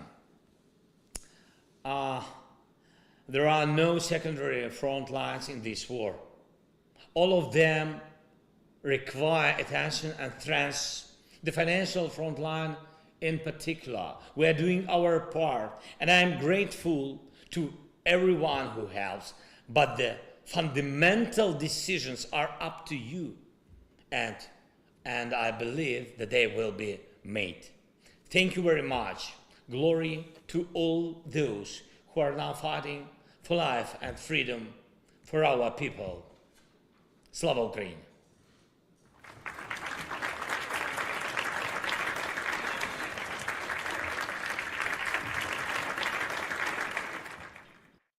And so with that, that is the end of the speech from President Volodymyr Zelensky, and of course, Rum Slava. And that is the end of the news for tonight. I thank everyone so much once again for watching tonight's news. If you did enjoy, make sure to hit the like button. Make sure to hit the subscribe button as well. And to be a part of this Lee Spring Army. The only thing you have to do to be a member of the Lee Spring Army is subscribe. And of course, being an Lee Spring Army member is for life. So once you join, you're here forever. And of course, I also want to ask that if y'all enjoyed the world news segment that we added tonight, including East Asia, into our nightly news segment, make sure to leave a comment after the stream is over in the comments section on this video, because I will be looking into that comment section and seeing how many people really did voice their interest in world news, and how many people may have not liked that segment so much and may have not wanted to see it again. We would love to know. And also, have you run a poll just wondering, Matthew, because I haven't seen all of them tonight. Did you run a poll asking people if they did enjoy that segment or not? Not tonight. We might want to run that during the question segment, actually. But still, thank you all so much once again for watching. Every single day we're here, the Lee Spring Army is making history. Every single day we watch history unfolding right before our very eyes, both in Ukraine and around the world. We make history ourselves on this channel. We are the only channel, except for Mr. Beast, and of course we're probably about to have internet problems now that I've said that. There's a curse with his name, but rather than Mr. Beast, we are the only channel on YouTube that has raised this much that I know of in support of Ukraine. $900,752 as we sit here right now.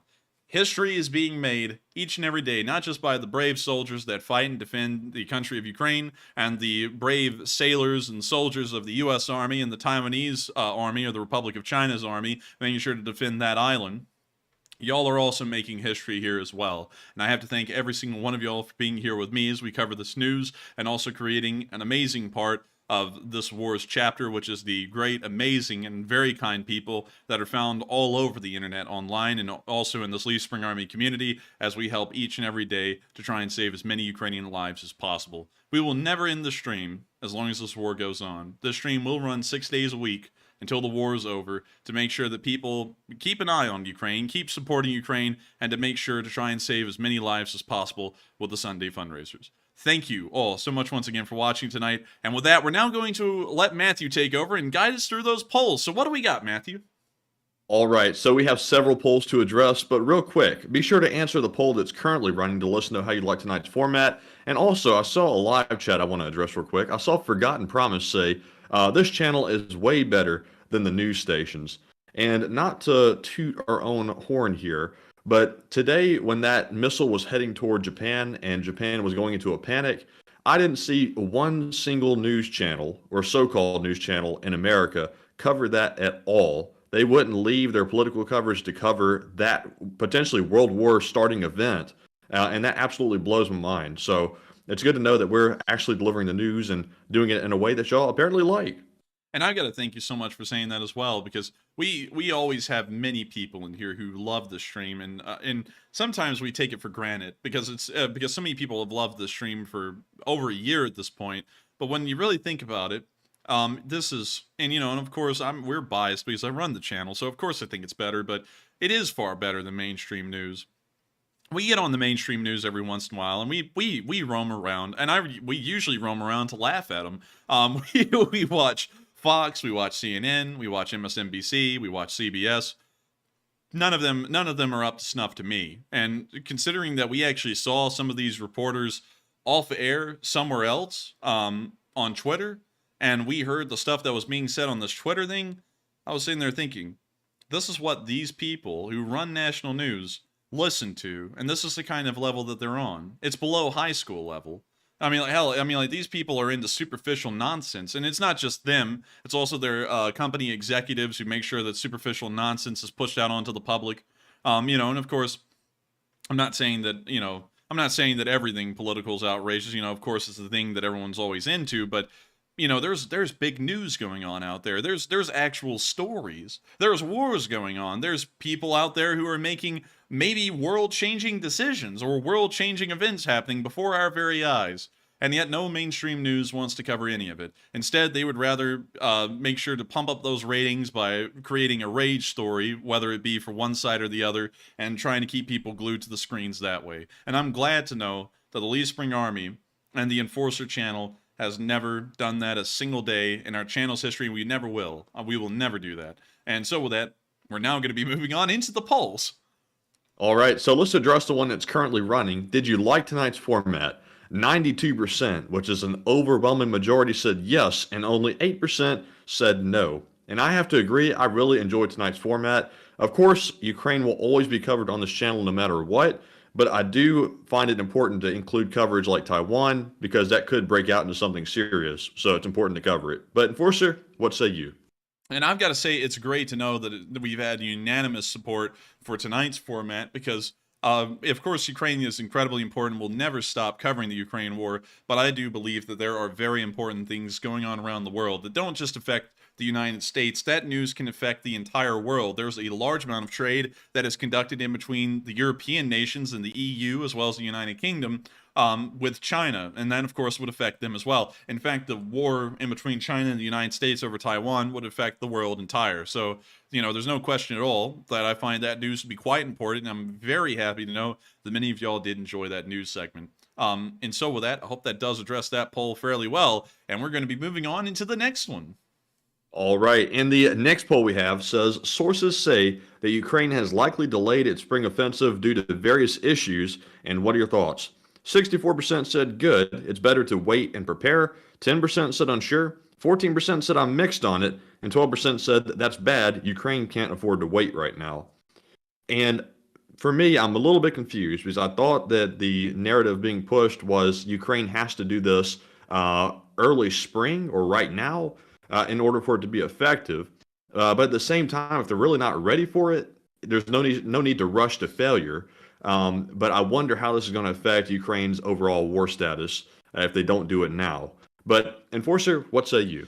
I would have to say that it is interesting to hear that they've made that statement, especially after the Ukrainians have been saying for a while now and making it very clear the offensive is coming.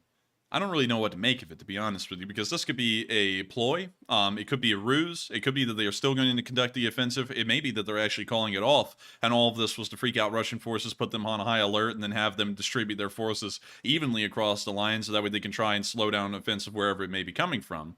I'm not really sure right now, and I don't really know what to make of that statement, considering it's a complete 180 from everything everyone's been saying for months at this point. And even against what Operator Starsky said, and he's actually helping to train a new brigade that's being raised, and he said to me just, I believe, a week or two ago, he said, oh yes, the counterattack is coming soon, just a few weeks' time, and it's certain it is happening. So, I don't know. I mean, it's kind of a little weird to me that they make a 180 like that, but we'll just have to wait and see. In my opinion, I'm not really going to make a judgment right now. But with that, hope that addresses that fairly well, and we are on to the next one. All right, and the next poll says, Prigozhin says the entire Russian society should be mobilized and Russia is ready to fight. And what are your thoughts? 65% said Prigozhin is simply playing politics, 4% said unsure, 2% said I'm in between on this one, and 28% said he really wants a wider war. And I think Prigozhin, after we learned yesterday that apparently he's trying to cement himself in a political party in Russia, he is trying to grab onto a political issue, which is conscription, and he's going to run with it, and this is the position he's taking. Now, I'm not really sure where he expects to go with it, because he really can't really gain any traction in Russia, because Putin is the politics in Russia. But in his mind, he thinks he's getting somewhere. But Enforcer, what say you? I would have to agree with that for the large part. I don't really know what the point of him saying that is, because the only thing I could see that do is freaking out the Russian population, because a lot of them don't really... they're not really anti-war because the war doesn't really affect them. At least some of them. So that would be weird to sit there and say something like that, because I feel like that would largely lower war support and say the whole country has to be mobilized to fight this war. I feel like that would do the opposite of what he's intending, which would be to end the war quicker. It would end the war quicker, but not in Russia's favor. So with that, I hope that does address that poll fairly well. And we are on to the next one. And the next one says, Macron says, quote unquote, being a U.S. ally doesn't mean being a vassal. He mirrors Putin's statements. And what are your thoughts? 36% said Macron is aligning with the enemy. 9% said unsure. 26% said it seems really sketchy. And 28% said Macron is looking out for France. And I find it kind of odd that Macron has basically mirrored a statement that Putin loves to make. He's always talking about countries being vassals to the United States in the West. And here is Macron going out and saying the same thing. And he knows that's the phrase that Putin uses all the time. So kind of interesting choice of words there, and a very inflammatory statement. And we already know what he's doing with China, which is not good either. He's basically teaming up with them. So Macron is really confusing me right now. And France is NATO. So I don't know what the game plan is with that. But Enforcer, what say you? The statements that he's been making are the stupidest things I've ever heard. I don't even think at this point I have to go through the kind of stupid statements he's making. How in the world is France a vassal? He's being allowed to say this stuff. If he was a vassal, he would be like the guys in the DPR and the LPR that get assassinated whenever they talk against the Russian government. That's what would happen to him. You don't see that, though. You see that he's able to say whatever the hell he wants, although it's some of the dumbest stuff I've ever heard. And I'll tell you this. Considering that France is the second most powerful country economically in the European Union, and they're one of the major decision makers within that union, Macron is about to become the best spokesperson and salesman for countries to probably start jumping ship out of the European Union. And one of the first countries I would see would be Poland, because Poland is dead set in supporting Ukraine. And if it comes in between being an EU member and not being able to support Ukraine and supporting Ukraine because they know what will happen if the Ukrainians lose, they'll probably jump ship and leave the European Union within a second. Really, honestly, at this point, considering that the French are on their own, and they are a keystone member, they are the founding member of the European Union next to Germany, they are jeopardizing the entire European Union and the entire economic alliance that they have spent decades building. It is a stupid thing for them to do. That makes no sense on any French perspective. It's not looking out for French interests, because French interests are EU interests. They're the ones at the center of the thing. And so if they sit there and they start jeopardizing the stability of the European Union, they're just screwing themselves over. Nothing this guy is doing right now makes any sense to me. The guy sounds like a pure idiot. Sounds like he's gone off the rails. And I cannot see it. And if anyone can see why he's doing this, share it with me in the live chat, because I would love to go over the points that y'all are seeing. Because I don't know if it's just me or what, but I don't know where this guy is coming from. Everything he's doing right now seems idiotic to me. So, you know, and let's see. Let me see in the live chat here. OG guy said, ban Airbus. Dang, that's a big move. Let's see. France did this crap all during the Cold War. They did, but it wasn't really to this degree. I mean, like, France is going hardcore. And, you know, and then there are the people who are going to sit there and say, oh, you know, we're not into vassal states. And they have, like, these quasi-colonies that they run in Africa. Does anyone know about that? I don't. Like, pretty much the entirety of West Africa on the Ivory Coast, all the way from Niger, all the way down to Cameroon, are all pretty much still French colonies to this day. And the French almost have a complete say in how they run and how they function. Hell, I didn't know that. Yeah, and I mean, like, those are vassals, so yeah, he is a hypocrite. Yeah, let me go pull this up. French overseas, not territories, but the French African countries right here. Let me go to the images, and let me go to the actual ones that they kind of control. Well, no, that's not the map. I'm looking for another one. Let's see. It's not this one either. Oh wait, no, it is this map. These are all of the countries for the large part, where the French actually control the national treasury of these countries. Wow. Yeah, so, you know, if you control the money, guess what? You largely control the government. And that's all that France controls. And France is going to sit there and say, we don't want to be a vassal of anybody. Look how many people are vassals of them. Yeah, I mean, they're hypocrites, it seems like. That is the stupid, most hypocritical thing I've ever heard. They have child slaves right now working in places like the Democratic Republic of the Congo in lithium mines. You know, and that's largely a French-run enterprise. And then this guy is going to sit there and walk out and go, oh, we don't like vassals. This guy runs almost half of Africa. Yeah, you know, one thing I've seen a lot of people say, and obviously we're not going to get into the specifics of it because it would be politics, but typically when people do this kind of strategy, it does something that really doesn't make any sense.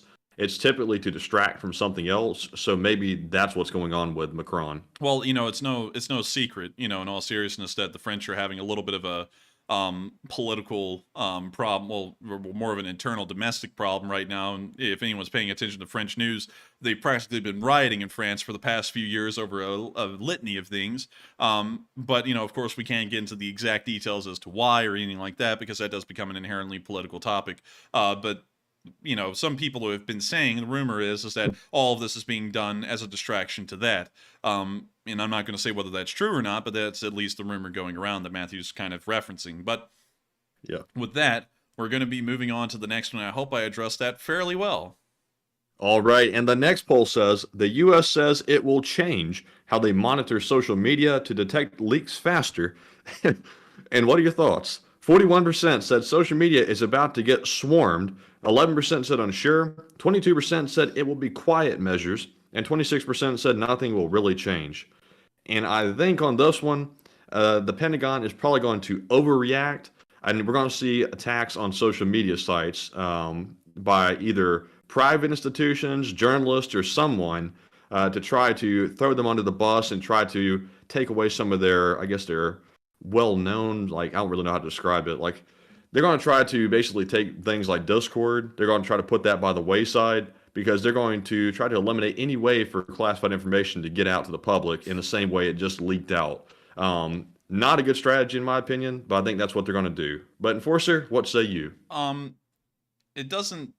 I don't really like the sound of that because, you know, that's hell, you're going to have to get rid of Twitter most likely at that point as well as Facebook and everywhere else where you can, you know, individually disseminate information.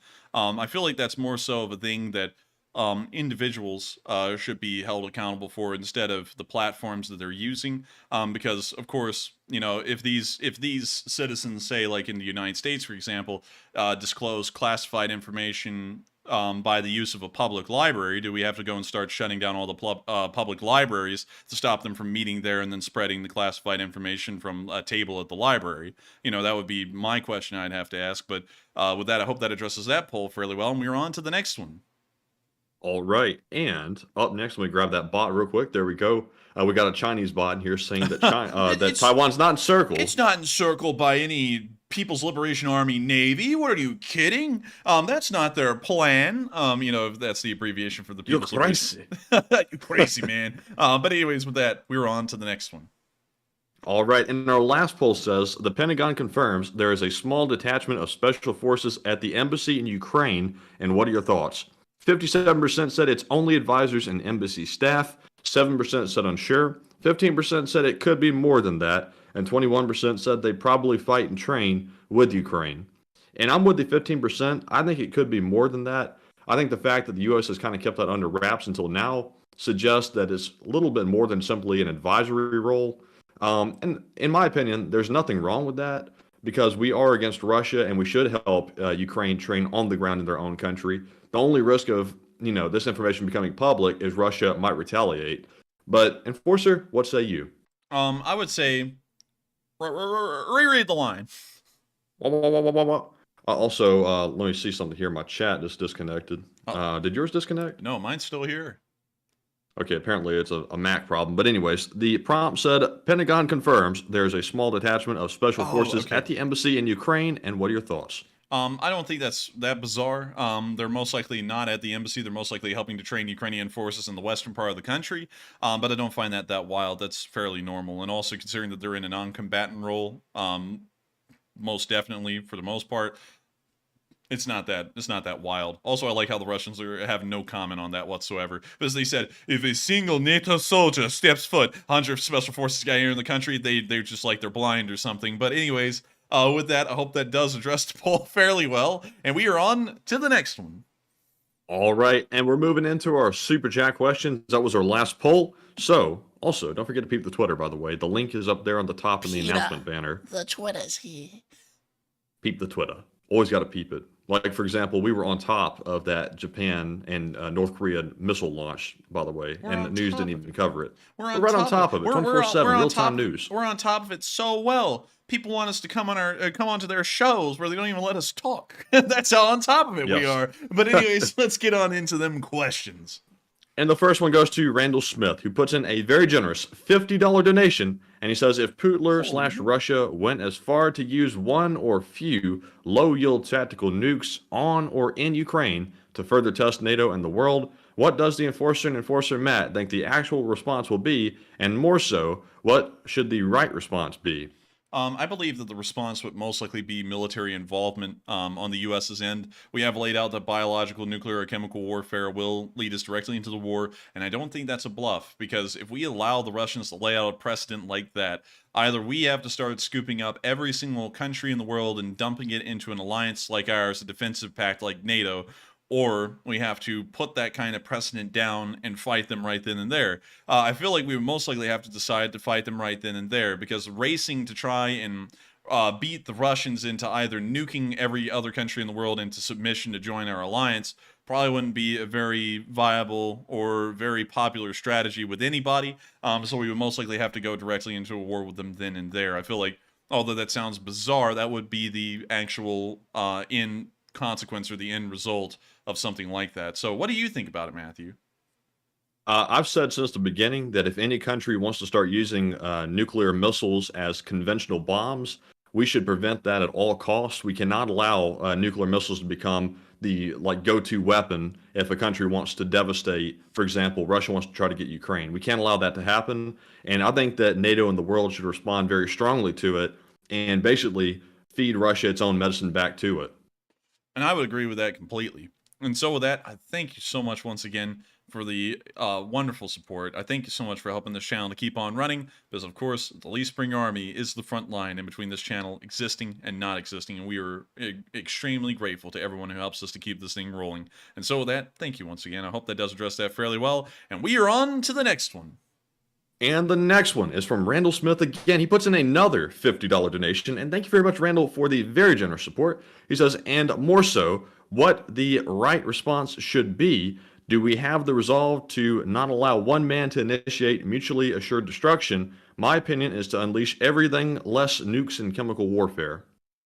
Except for nukes and chemical warfare? Is that what he meant? Yeah, I think he's saying unleash like all of our military might, minus nukes and chemical warfare.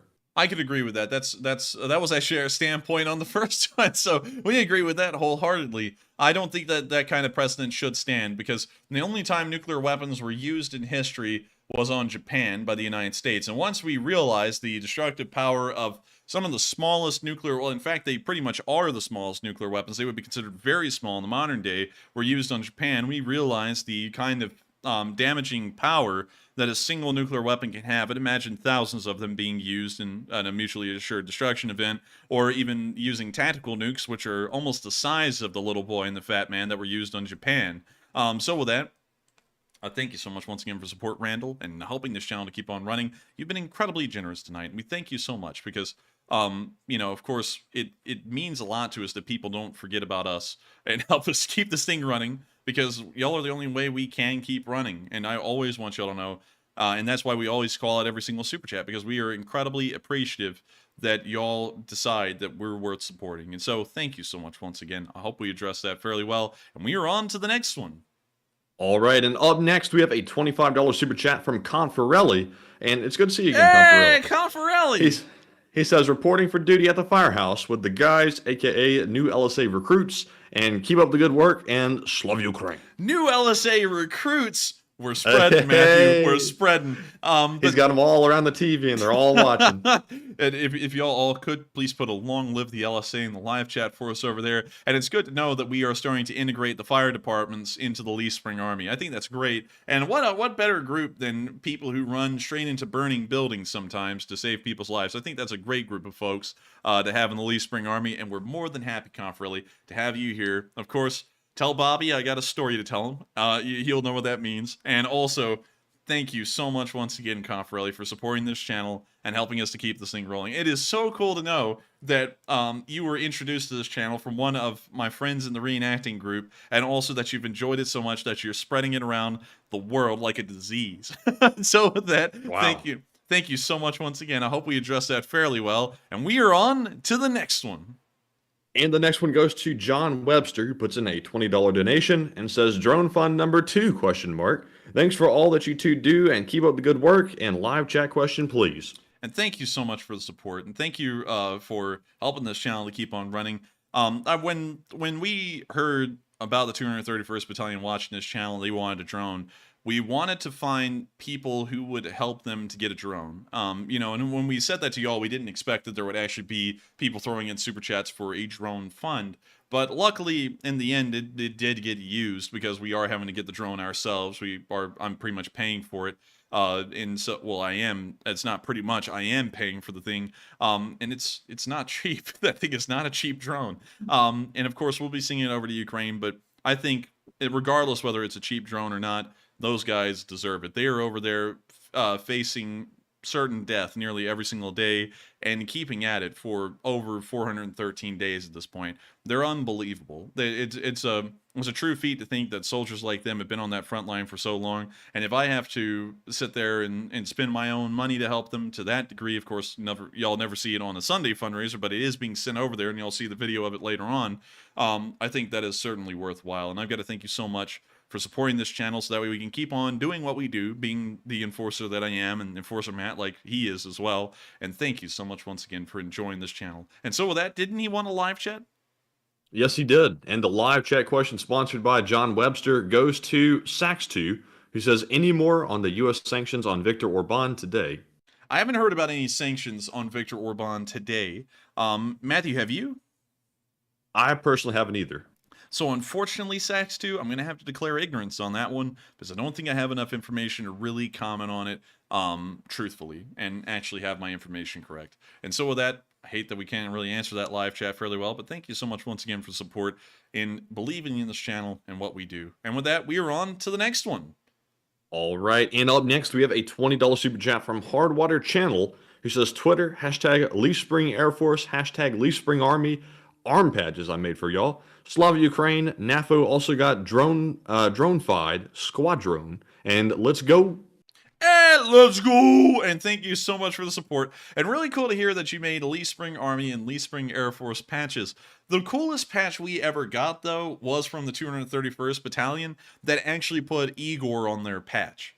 Because of this channel. I thought that was the coolest thing ever, and I will always hold that patch a notch above the rest because it's actually a part of this channel's history in a way, with our jokes and what we've done and what we've said and everything. And I can't believe it. Like, that was the highest honor we've ever had, is both the battle flag they sent us, because they actually sent us two. I don't think we ever showed the second one on stream. But they sent us the one that we gave away, and then they sent us one for ourselves, which is just the state flag of Ukraine. It wasn't their battle flag. And we still have that one over here to this day, and we also have the patch they sent, which was just so cool. You know, we should have showed that to the neighbors, Matthew. I just realized we never showed that patch to the neighbors. But anyways, they may be watching tonight. I don't know if they are or not. We'll probably hear or see in a second if they are, but still. Nope. Aw, man. Aw, man. But anyways, with that, I thank you so much once again for the support. I hope that does address the comment fairly well. And with that, we are on to the next one. And the next one goes to Treborami Williams, who puts in a $20 donation and says, if we go to war with Taiwan, should the U.S. enter the war in Ukraine and end it quickly? I don't think so. I think we should avoid entering the war in Ukraine and just continue to support the Ukrainians and then send the U.S. Navy to deal with the situation in Taiwan. That would be my honest opinion, because a war in between China and the United States, considering it would mostly be conducted over the seas, would probably not turn into a nuclear war. It would most likely stay a conventional one, and then some kind of a mutual agreement would be made about the fate of Taiwan.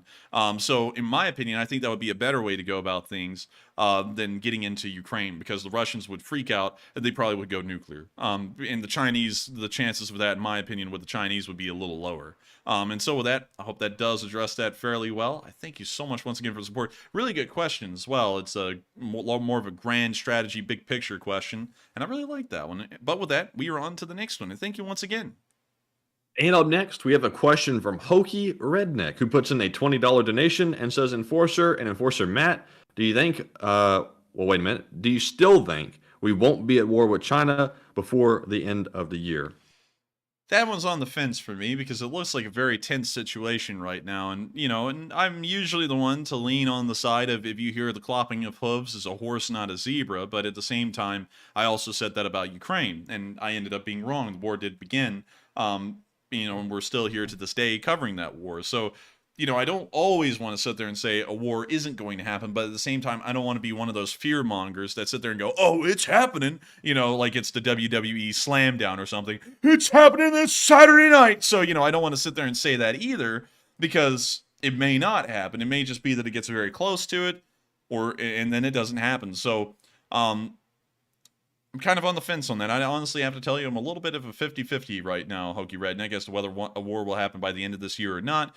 It may be that analysts and experts are finally correct on something, and that may be that the war begins with China before 2025. And so with that, thank you so much. Me personally on this one, I think that we can't say for certain if a war is going to start out, because that would be crystal balling.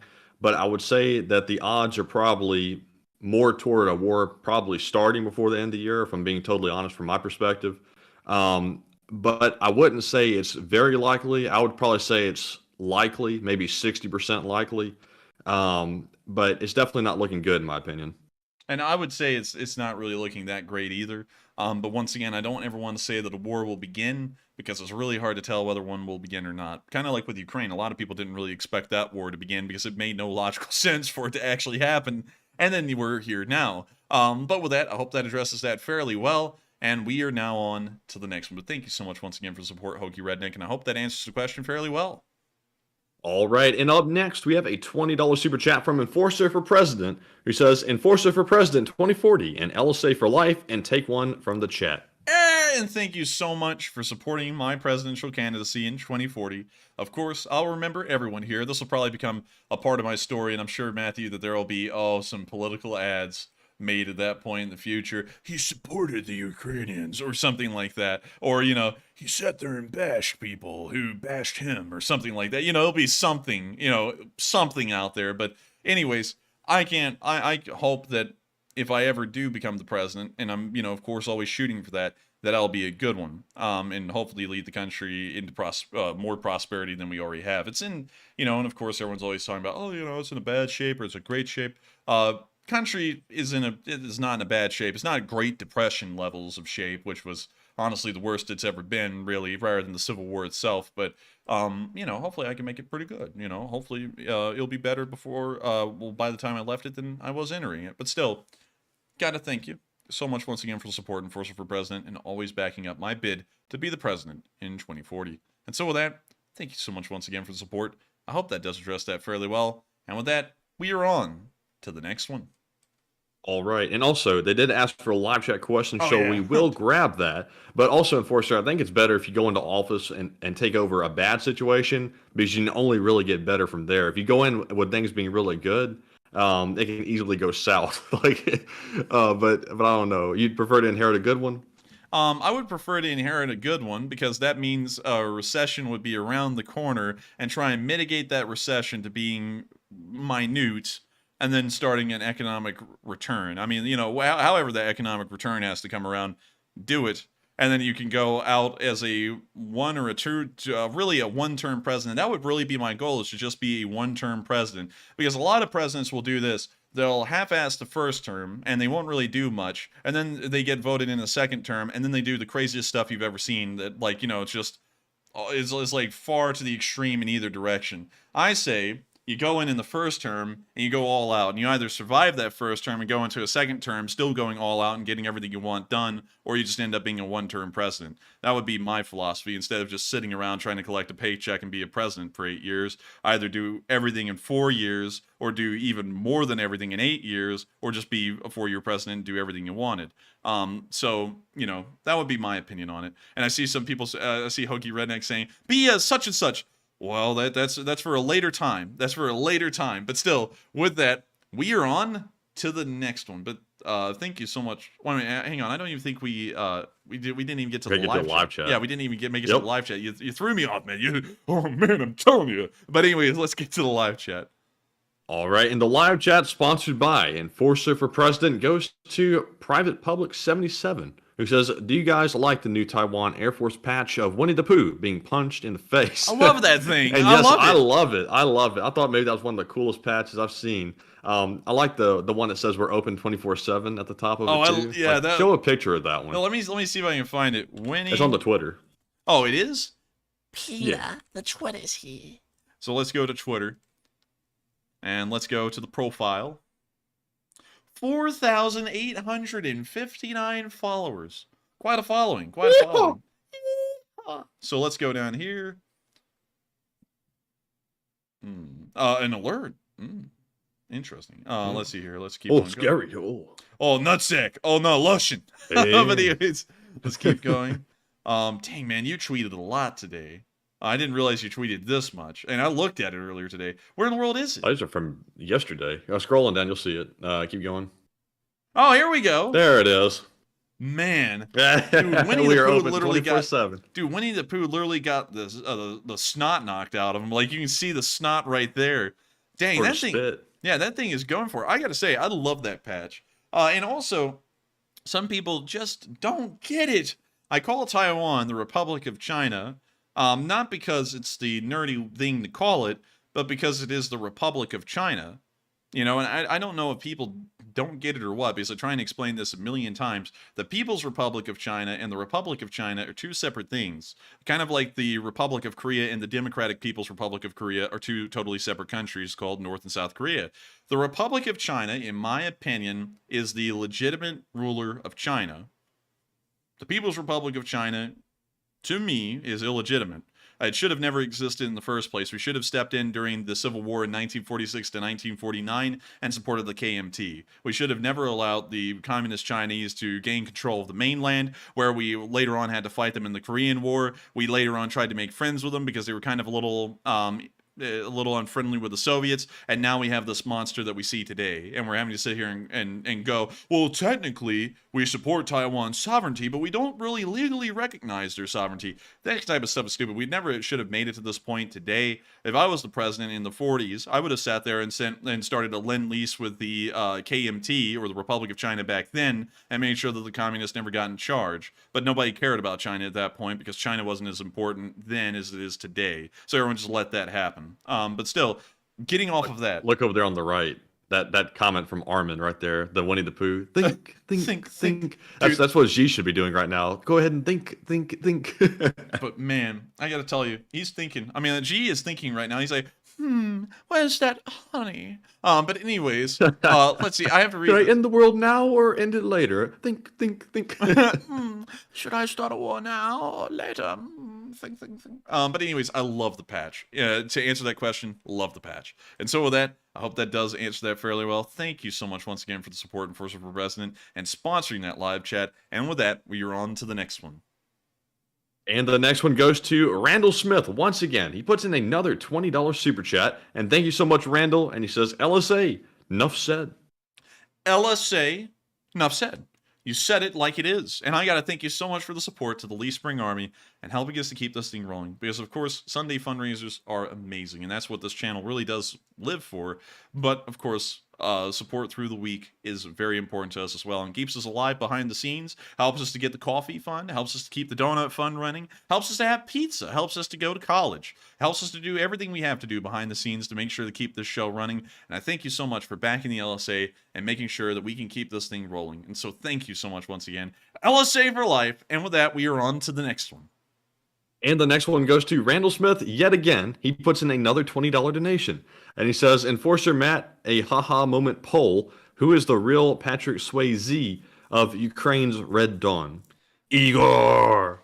And, I guess that would be the guy. I mean, I don't really know a lot about the actors who were in the original Red Dawn. I just remember watching the movie. But I would say that maybe it would be Madjar who would be that guy. I don't know. But still, thank you for the support. I hope that does address the comment fairly well. And with that, we are on to the next one.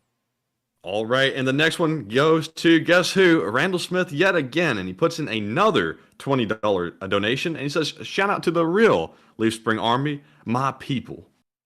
A shout out to the real ones in the Leaf Spring Army. And I gotta say, the real ones in the Leaf Spring Army are every single one of y'all. And that sounds so cliche. It sounds like I'm saying, you see, it's not the journey that counts, it's the friends that we made along the way. But I'm very serious when I say that stuff, because every single one of the people on the LSA is a real one, except for the moderators and the schisms. Those were not real LSA. And also, I bet you they're sweating bullets hearing that Discord might get shut down. They're like, oh no, how in the world do we start beefs? Oh no, how in the world that little bit of power that they had is slipping away. Away. Oh yeah, boss. It's slipping away, boss. Oh yeah. Oh no, I don't want everyone to hear boss ever again. I don't want to either. If I ever hear boss again, I'm gonna be using my boss powers to have them removed. They're gonna be gone. But anyways, I gotta thank you for the support. And I also have to say that Discord, man, you know, it's gonna be rough for the folks that live on Discord. Well, not, you know, there's a lot of great people who are on Discord. There was a lot of great people on our Discord server that were there, but for other people, it won't be. And in case of y'all don't know this, I'm going to share with y'all a little secret that we were told by a certain someone who still watches this channel and was actually banned wrongfully by the previous mods. There was actually a moderator, actually, from what we understand, it may have been a couple of them, but we only really know about one that came from another channel with the intent purpose of stirring dissent and causing a schism on our Discord. Now, of course, we can't call out who that channel is, but if you know a channel we talk about a lot, that's the one. So, you know, and they're making their rounds. This person is. Yeah, apparently they're making their rounds. Apparently they're migrating over to another channel, and I would tell them about it. You know, but you know, of course, if I did, people would be saying I'm trying to start a beef. Or this person would say I'm a narcissist or some. You know, for some reason that's always the attack we get. But anyways. Yeah, you know, that's something interesting and fun that we found out about a little while later, and then we were like, oh, well, that's interesting. No, it wasn't you, Mace. It was not you. Mace was actually a former moderator in our Discord servers. And we actually got this from a viewer that some of y'all may have known, well, some of y'all may still know, he's under the live chat in a different name, but comes from a certain, it comes from a OZ, if y'all know what I mean. So with that, hope that does address that fairly well. And some people, no, Bilbo, it was not Funker. Here goes everyone trying to point fingers. They're going to go running over to some channel and say, he said this about you. No, it's a place we run into a lot whenever we go to the supermarket. And oh yeah, there we go. Paula got it. But yeah, that's what we were told, and it appears that the guy is also threatening people that he'll have them wiped off Discord. And those kinds of people, I'm sure they're sweating bullets that they can't go around stirring dissent and anger and just spreading lies on people all over Discord. I'm sure they're starting that again with another channel. But yeah, that was something very interesting to hear about Discord. Nonetheless, though, with that, thank you for the support. I hope that does address that fairly well. And with that, we are on to the next one. And the next one goes to Marion Deemer, who puts in a $20 donation. And thank you so much for the support. You both did an amazing job tonight. Great stream. And thank you. And thank you very much, Marion, for the kind words. I do quite like the new format. I think it's good to diversify just a tad. But Enforcer, what say you? And I've got to thank you so much for the support in enjoying the new format. Because I always want to make sure that y'all are enjoying the news we cover. And of course, it's always been Ukraine focused, but there are a lot of big things going on in the world at this point. I would have to say this is going to be a very interesting point in world history, most likely in the future. It'll be something that's looked back on like the 1970s and the 1960s during the Cold War. It'll probably be something similar to that. So I would definitely have to say it's great to know that we were able to include the news tonight from around the world in East Asia, and that so many of y'all enjoyed it. 92% of y'all actually liked it, and I was really shocked. For a long time, I thought that no one would really enjoy that stuff, but y'all actually did. And I would be more than happy to make videos like we did today, and also add in a little bit of extra news from around the world if it's important and very pressing. And so with that, I hope that does address that fairly well. Thank you so much once again for the support and enjoying this channel so much. And with that, we are on to the next one.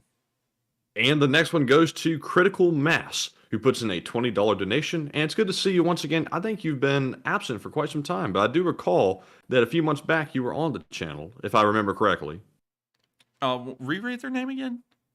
Critical Mass. Yeah, he was. I think he's actually been here recently, too. I think so, maybe. But it's good to see you once again. And Critical Mass says, Enforcer, please explain the difference between the 5th Special Forces Group and how they help the locals versus a SEAL team. Also, this is for the Save the Mat Fund. And I haven't heard the Save the Mat Fund in a long time, so I know that you have made a return to the channel. But thank you very much for the support. And thank you so much for the support. And that actually was kind of like memory lane, like Sylvia, the sockeye salmon, and Dick Cheney. the Samo. The Samo is like a Sabo round. You just fire a frozen fish in a tank that just busts right through the armor. But, I mean, I remember all those jokes. The nitric acid Coke. So many of them. So many jokes that have come and gone. Professor Mortar. Mr. Lunchtime. Mr. Lunchtime used to be a big one. He comes up a little bit still. But man, I remember all those jokes. It's been so long. We've been here for so long. Jokes have actually lived and died in entire life cycles. And they're just kind of like a part of the channel. Like when they're brought up, everyone's like, oh my God. And then, it moves on. It's crazy to really think about that, how long we've been here. But still, thank you so much once again for the support. And also, it is great to know that you're back and you're also helping this channel to keep on running. Of course, viewers are the front line in between this channel existing and not existing. There are no sponsors that help us to keep this thing running. No ads. There's nothing. In case you all are wondering, the last video I uploaded where it said Bakhmut was a meat grinder, that video made, with ads running on it, just to promote it in the algorithms, it made $18. So, of course, ads... That's it. Yeah, that's it. Ads do not support this channel whatsoever, even when we run them on videos to help them get promoted in the algorithms. There is nothing that comes from the videos whatsoever. And y'all are the only thing that stop us from existing, ceasing to exist for the most part, and also help us to keep this thing running. And I got to thank y'all so much for always undertaking the effort of both supporting Ukraine and supporting us so that way we can keep on supporting Ukraine ourselves. And so with that, thank you so much once again. I hope I addressed that fairly well. And with that, we are on to the next one. All right, and the next one goes to Randall Smith once again, and he puts in another $20 donation. And he says, please continue to report on everything, people, war, etc., that is taking or threatening innocent lives and freedoms, lest the conspiracy theory. Can you reread that one again? They said, please continue to report on everything, people, war, etc., that is taking or threatening innocent lives and freedoms, lest the conspiracy theories. And I thank you for the support. I don't know about the less the conspiracy theories part because I was like, what? I was like, I don't know how that ties in. But we will always be covering wars around the world wherever there's interest and whenever they're getting incredibly crucial and important. Ukraine and Taiwan are both incredibly important wars. Without, well, Taiwan, the war has not happened there. I'm kind of foreshadowing there a little bit, but Ukraine is an incredibly important war, and Taiwan is an incredibly important part of the world, if I can get the words out right. And I have to thank you so much for enjoying that we covered the Taiwan news tonight and wanting to hear it more, because we will be making sure to include the news. It may not be a nightly thing to include Taiwan news, because it may die down and we may just move on to other stuff, around the world that is important. But I do thank you so much for enjoying that tonight, because it's very good to know that people do enjoy it. And so with that, thank you so much once again for the support. I hope that does address that fairly well, and we are on to the next one. All right. And also, I will have a probably a bug out bag video coming soon, or either a new gun review, and it will come out on the Enforcer channel, because we're trying to boost the videos and the subscribers and everything on this main channel. So it's coming soon. But our next super chat goes to Pooker1228, who puts in a $20 donation and says mainstream is just pushing its own agenda and making sure it keeps bringing that cash in, and keep up the excellent work. And I thank you for the support.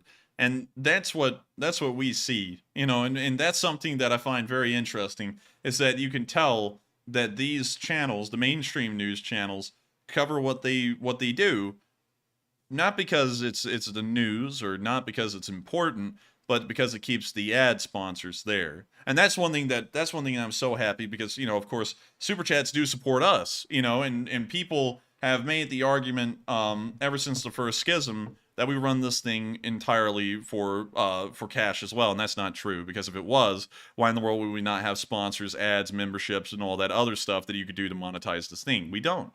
Y'all decide whether y'all support us or not, and we like running this channel this way, because if y'all find us worth supporting, y'all support us and we stay alive. If y'all don't, we die.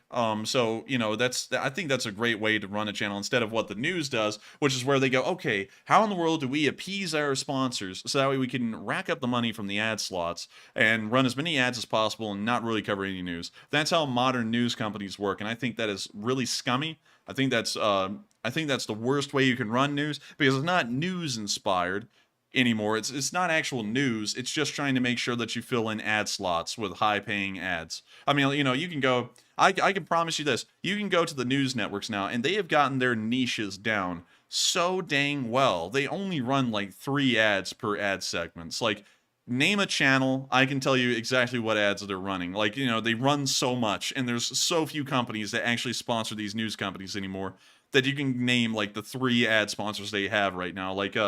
Like with CNN, it's like, what is it, Lexus or something? That stupid ad where they're blowing the snow in the desert or something. Oh, wait a minute. Say what now? When they're pulling up the car and they go, and the moon is so bright and it's so nice, and there's a lizard that somewhere. Lincoln commercial? Yeah, the Lincoln commercial. And then with the Fox is the My Pillow guy or something. Like you. Oh no. Oh no. Oh yeah, I forgot about that. But like with these channels, They just want to sit there and they want to appease those sponsors, the few ones they have, and just rack up the money running those ads. I think that's a lame way to run news. You ought to be able to run it like we do, just off of people appreciating how you cover the news and just enjoying hearing honest, real news. I think that's the way it should be run, and I'm glad that people do enjoy this and find it worth supporting, so that way we can combat that kind of news and put out real news that is worth listening to. And so with that, thank you so much once again for the support. I hope that does address that fairly well. And we are on to the next one. All right. And let me grab something from the live chat here real quick. There we go. And up next, we have a $20 super chat from none other than Rad Doctor, who says, you are young men, and I have a daughter your age and a son who just turned 18. I have lived through a peaceful time, and now the world is turning to crap. As a young male, how do you feel about your future, and do you get depressed? And before the enforcer answers that question, I'll say for me that I'll have to admit, it seems like the world is getting a little bit haywire. But at the same time, I'm not of the belief that simply because things are getting tough, it's time to go hide in a corner. To me, if folks want to fight, we'll have to give them a fight. It's just the way life is. But I don't personally get depressed about it. But I wish things would improve because it's never good for things to go negative all the time. But Enforcer, what say you? I would say that, yeah, one can never control the time they're born in. The folks that had to fight in the First and Second World Wars, those poor people got the short end of the stick. And you know, everyone in the world got the short end of the stick during those times. And it looks like we're kind of going back into those times again. It's at least tough times. I honestly don't get depressed about it. It's just it's a part of life. I'm going to be living, Matthew and me are going to be living through a part of world's history that people will look back at, and people will go, like the people who lived in the Second World War, man, those people really went through it. And, you know, and I think that it's fine to go through it. You know, that's one reason why I don't give up running the stream 6 days a week.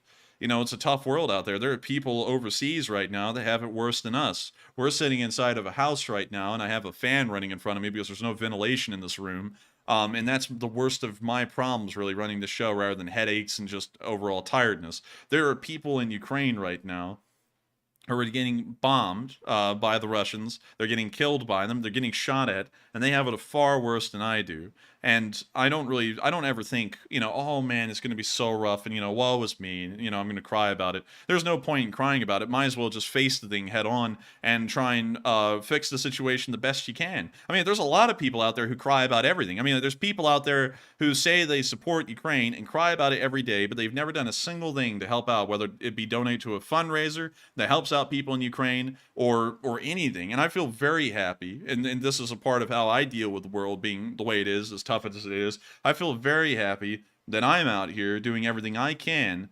to try and fight through this tough world that we're starting to live in by running this show and helping to support fundraisers and nonprofits that support causes like the Ukraine war and help to save people's lives. That's the best way I've dealt with it. And I think you know, it's nothing really depressing to me. I'm glad to know that not only has it happened, but we've stepped up, Matthew and me, to the challenge, and we're taking it head on instead of just trying to run away and cower off. That's how I deal with it. But with that, I thank you for the support. I hope that does address the comment fairly well, and thank you so much for helping this channel to keep on running so that way we can keep on doing this. And so with that, we are on to the next one. All right, and the next one goes to Kami, Kami, and I'm going to be totally honest, I don't even know how to begin to pronounce that last name. That is a very unique last name. I've never even seen that before. So I would attempt it, but sadly I can't. So Kami, thank you very much for the $20 super chat, and sadly without a comment. But Enforcer, what say you? I would say thank you so much for the support. Unfortunately, I did not get the name too well, but we do thank you so much for the support, Kamehameha, I'm guessing, and helping this channel to keep on running. And of course, thank you so much once again for the support. And with that, we are on to the next one. And the next one goes to Randall Smith yet again. He puts in another $20 donation and says, can you show the Igor/Igor patch on live stream tonight? Sadly, I wouldn't be able to. Actually, I think I can. I think I could take a picture of it on my phone and then send it to Discord and show it to y'all there. So let me do that real quick. So, Matthew, of course, you know what to do. You must filibuster for a minute while I grab the patch and take a picture. So I'll be right back. Oh, hello. Make sure you peep the Twitter, by the way. Make sure you go over there and press the follow button or subscribe button or whatever it is and add your number to the list. We're up to 4,859 followers, and now actually 4,862, so we're doing really good. And at this point, the Enforcer is making his way over there. He's confused by his camera app. He's not sure how to take the picture, so it's going to take a little longer than usual. And now he's back. So let me get over to you, and let me throw this thing up. He's throwing it up. Oh. There we go. Hey, there's that duck. And there's the Swole Donald Duck, and it has a little Ukrainian trident on the top of its arm, and on top of it, now this is not the normal way that a lot of people here in the Leaf Spring Army spell Igor. Most of y'all spell it with an E. I actually spell it with an I. This is actually spelled in Cyrillic, in, you know, Ukrainian Cyrillic, and this this backwards looking N, that's actually the I letter. This weird looking thing right here, that's actually a G. All of the A's are the OR sound, and then this is an R, and that's a B. Kind of. I don't really know how to really explain that letter well, but when you put it all together, it says Igor, and that actually did, from what they told me, it actually came from us making that joke on this channel, and that is now the patch that the entire battalion wears on their uniform. That's very cool. I love it, by the way. If it wasn't for, you know, the poor old copyright laws and stuff out there, I would say this should become more common. This should become more common, and it's so cool to think. It's really not just cool. It's such a high honor to think that an entire Ukrainian battalion put so much stock and faith into what we've done over here that they would actually put a joke from our channel on their patch and wear it into battle. I think that was an incredibly high honor, the highest honor that we've ever received by a Ukrainian unit so far in this war, and I think that was incredible. So there you go. There's the patch. If y'all ever wanted to see it up close, that is the patch itself right there. We only have the one, so we don't have a lot of them, and I think the rest of them are being worn by the battalion right now. But it is incredible to know that they enjoyed our channel so much that they are wearing this patch, and they made it because of this channel. It's so cool. And so with that, I hope that does address that fairly well. Thank you so much once again for the support. And with that, we are on to the next one. And Randall Smith asked in the live chat, are we going to have an Igor Sunday Fund? Igor Sunday Fund? As in how? I'm not really sure. I don't think we can, because we do things through YouTube Give. And, you know, we're going to remain a little less transparent with the audience going forward. We don't want to ever run any fundraisers through Super Chats. That is a very dodgy way to run a fundraiser because YouTube takes 30% of it. And we had someone reach out and ask us about that the other day. Of course, can't call them out because of the harassment policy and all that stuff. You know, it is a violation of the policy.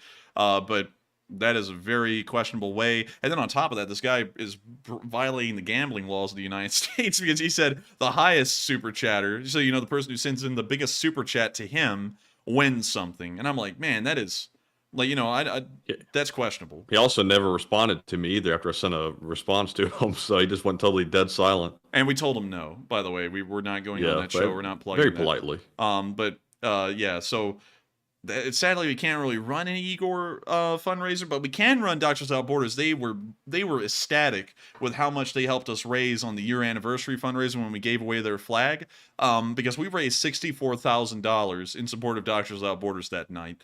That was amazing, unbelievable, and I think that was great. And also 420, you said, yep, YouTube takes 30%. That's why that's why when that guy said that, I was like, no, all that is not going to Ukraine because we run our show through Super Chats and we know that YouTube takes 30% of it. So that means automatically 30% of the supposed fundraised amount is not making it to Ukraine, it's going to YouTube. And then where does the other 70% go? And then there's really no proof for that unless there's receipts, and who's to say the receipt, you know, there's a lot of questionability there. But anyways, with that, I hope that does address that fairly well. Thank you so much once again for the support. I hope that did answer that question fairly well as well. And we're on to the next one. And up next, we have a $20 super chat from none other than Chip Kerwan, who says, let's see here.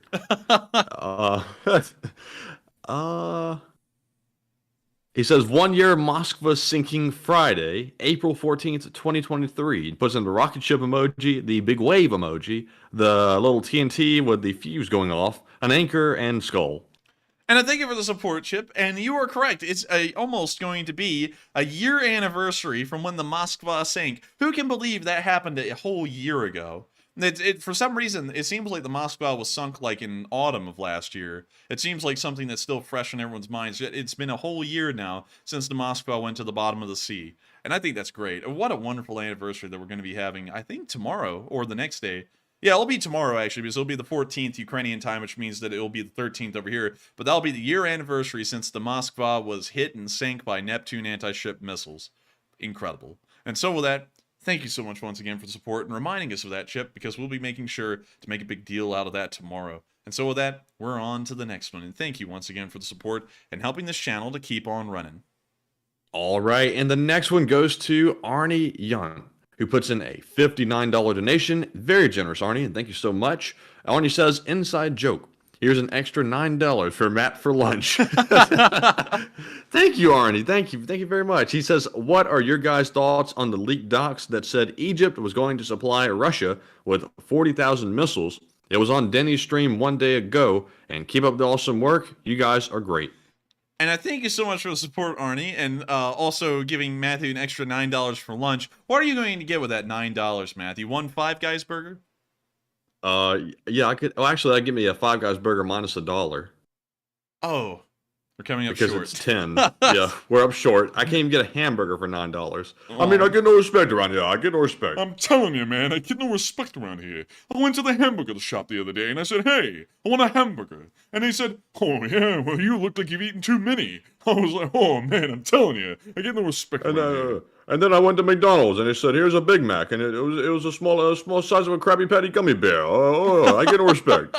That's the key to food restaurants whenever inflation starts to affect them. Either they make the food smaller or they just jack up the price, and then they also make the food smaller anyways. The food's always going to get smaller, though. I'll promise you that. Those McDonald's Big Macs are like microscopic now compared to what they used to be. Yeah, man. I mean, it's like, come on. It's like, I would rather the food size stay the same and just have the price increase. But you never get that in the modern world. You always have the price increasing and then the size getting smaller, or just the size getting smaller and the price stays the same. Either way, you're getting gouged. But anyways, moving on from that, sadly, Matthew will not be able to get a hamburger. And you know what I say about hamburgers, Matthew. Hamburger is a thrill on the barrel affair. There's nothing in the world that can compare to a hamburger, juicy and rare. A hamburger lives for the pleasure it gives. It's a thrill on the bill affair. Such heavenly food deserves the best. A home and contentment, believe my best. There's nothing in the world that's so divine as a hamburger, tender and fine. I adore you, hamburger mine. I can't believe I actually remember. Blows my mind that you can remember that entire thing that Wimpy used to say on Popeye. I don't even know how I remembered it either. I was sitting there thinking, I was like, dang, I'm actually getting through this thing. Like, I couldn't remember it before I was getting to the words. I just knew the whole like rhythm of the song, so I just went with it. But anyways, thank you so much once again for the support, Arnie. You just pulled out a memory from like 6 years ago for me. But also, I have not really heard about the Egyptian missile shipment. That's something that is a Dennis thing, and I've heard a lot of people saying that Dennis said that. I've never been able to validify that claim because I haven't really looked into it much. So I'm not saying it's false. I'm not saying it's true either. It's just that I haven't really looked into enough information to really know if that is true or not. And so with that, I thank you so much once again for the huge amount of support, Arnie. Sadly, I don't really have an answer to that question, but I would highly suggest you all look around and search for yourselves to see if the answer is true or not, because while I don't have an answer, I'm sure that a lot of research will reveal whether it is a true statement or not. But with that, thank you so much once again. I hope that does address the comment fairly well. And with that, we are on to the next one. Chip Kerwan said, Enforcer always makes me hungry. I'm sorry. Yeah, I'm starving. I'm sorry. Yeah, I'm always... food is so good, you know? Like, I don't know if any of y'all have tasted any food or anything. You know, some people don't eat. You know, that's a you thing. But food's delicious. I mean, especially Southern food. You can't beat Southern food, in my opinion. It's the best there is. Like, chicken and dumplings, chicken and rice, gumbo. That's more of like a Cajun thing from, like, New Orleans. But, you know, it's still Southern. Catfish, fried catfish. Man, it's just so much food. I love it. It's delicious. It's delicious. I mean, I don't even know, like, people always say that there's a huge obesity problem in the South. And it's like, how the hell are we not supposed to have an obesity problem when all the food tastes so good? You know, like, it's an understandable plight. It's an understandable curse. When the food tastes that good, obviously you're going to have a whole bunch of people who are obese. I mean, like, people can't stop eating this stuff. Self-control, man. Self-control. Oh, Matthew, what are you talking about? You have no self-control. You just have great metabolism. But anyways, well, I have to eat. It's not even an option. What are you, terroir? Are you going to eat a? Anyways, terroir. You don't know what terroir is? No, but I have a feeling that's a really deep rabbit hole. Oh, that's a deep one, way deep for like right now. That's a whole like 40-minute video. But anyways, with that, we are on to the next one. Thank you so much once again for the support, Arnie Yunt. All right, and the next one goes to Cindy Mitchell, who puts in an $18 super chat and says, yeah, on the drone, thank you guys, and send it to the chat, Matt. And thank you for the support, and thank you for the drone fund. And we will make sure to send that thing to the chat. And so with that, what do we got, Matthew? All right, and the question from the chat goes to, let's see here, Happy Dragon, who says, if Macron aligns with China and China supports Russia, will France be expelled from NATO? Probably not. I don't think there's actually an expulsion clause in the NATO charter. So I don't think there's a way for them to be kicked out. But I feel like they ought to be kicked out of everything, or everyone ought to leave. Well, nah, we can't do that with NATO. We can't have everyone leaving the NATO alliance and just leave France there. France needs to go. But I honestly feel that we're going to see, if the French continue to go down that path, we're probably going to see a couple of countries hop out of the EU. I'm not even kidding. The Polish I guarantee you, they will go. There's no question about them. The rest of them are kind of questionable, especially Germany. They probably wouldn't leave even if the French try and take the thing full commie. But the Polish would leave in a heartbeat, because they're not going to let the Ukrainians get screwed over for no reason. And also, we heard this today, and I don't know if this is a rumor or what that's being spread around, so we didn't really report on it, but they're saying that now the French are actually stopping support from getting to Ukraine through some kind of an EU bureaucratic loophole. I don't know if that's true or not at the moment. We're going to wait for a little bit more news to come out on that before we report on it. But if that is the case, we need to bury the French government. Not the French people, but we need to bury the French government. It's one of those sources say kind of stories. It came from, I think, the Ukrainian Pravda. So it's kind of a little bit of a sketchy report, but that's what the report is. And nobody's refuted it yet, so it could be the case. It could be, and of course, I'm probably going to give it till tomorrow until we report on that. But if Macron is going to start doing screwy crap like that, knowing what's going on in Ukraine and knowing what the Chinese do, and just screw everyone over, I say bury the French. And of course, I don't mean the French people. When I say that, I say bury the French government. That's what I really mean. So, to all of our French viewers, enforce, you want to operate the governments like gangs. Like, once you're in it, you're not leaving. No, well, I mean, like with the French, though, for them being such an integral member of the Western world, they can't really leave. Other countries could leave, like the Polish, or the Romanians or the Turks. They can leave, and it doesn't really affect it as much as it could. Of course, the Polish leaving, or the Turks, or the Baltics would be sad. I mean, like, no doubt about it, and we would be losing an integral member that's a great part of our alliances, but it's not going to be as devastating as it is to have a country like France doing the stupid stuff they're doing right now. That is just, it's dumb. I just think that, you can't backstab your allies like that and just walk scot-free. There has to be punishments for it. I mean, they can make their own decisions, but if you're going to accept our money and then backstab us like that, you're going to have to get some consequences. And that is true. And also, I saw Inquisitor say that might be, but the alternative's not. Oh, well, I can't get into that. I actually didn't know the end part right there. That's a French political thing. We can't really get into that. But with that, we are on to the next one. All right, and the next super chat goes to Flash1, who puts in a $17 donation, and thank you very much for the support. And Flash says, I want to congratulate you both and to the public and LSA for reaching over 900,000 in the fundraiser. I hope it's a big do when the $1 million comes up. And I hope it is too, because I can't believe we even made it 900,000. If you had told me when I was running a YouTube channel, a gaming channel, and I wasn't really happy with it being a gaming channel. If you had told me about what was going to be happening a year later from December, and that we would have raised $900,000 in support of Ukraine, and we would have a massive, incredibly supportive community, and we would be known fairly well for good for the most part, and for bad for some, for what we do, I would have never believed that. I would have said, oh, come on, man. It's like, because back in the day, I never thought that you really could, that I would never really make it on YouTube. I really thought that. I was like, when I say it's not really special, there's not really a lot going on here. I mean, I tried to run the channel as a current events channel. That didn't really work. Ran it as a gaming channel. That didn't really work either. So when I came back to this, I was thinking, I was just doing this to try and help out a friend over there, that because the news had collapsed. I didn't know that I would end up being the leader of pretty much an entire wing of the Ukrainian cause, at least on the internet, and helping to fundraise to save lives over there. I never knew that. And that was a great honor that has been pretty much put on to me by fate. I don't know how, but I thank you so much once again for the support and enjoying this channel, and also being very proud of what the entirety of the Lee Spring Army has done. It's been unbelievable. And so with that, thank you so much once again for the support. I hope that does address that fairly well. And also, I cannot wait for the day that we finally reach 1 million. I know that's going to be the craziest night we've ever run. And once we get close to that, we are certainly, I know this for certain, I don't care how busy we are, we will be running another live podcast again for that fundraiser, because it seems as though that's probably the most successful way that we ever ran a fundraiser. But with that, we are on to the next one. And thank you once again for the support. All right, and the next one goes to AMX10 Speedy Bang Bang, who puts in a $12 donation and says, I think there are a good amount of fighting Russians who won't recognize until it's too late that the AMX10 is not a normal armored carrier and that it actually has a tank destroying cannon on it.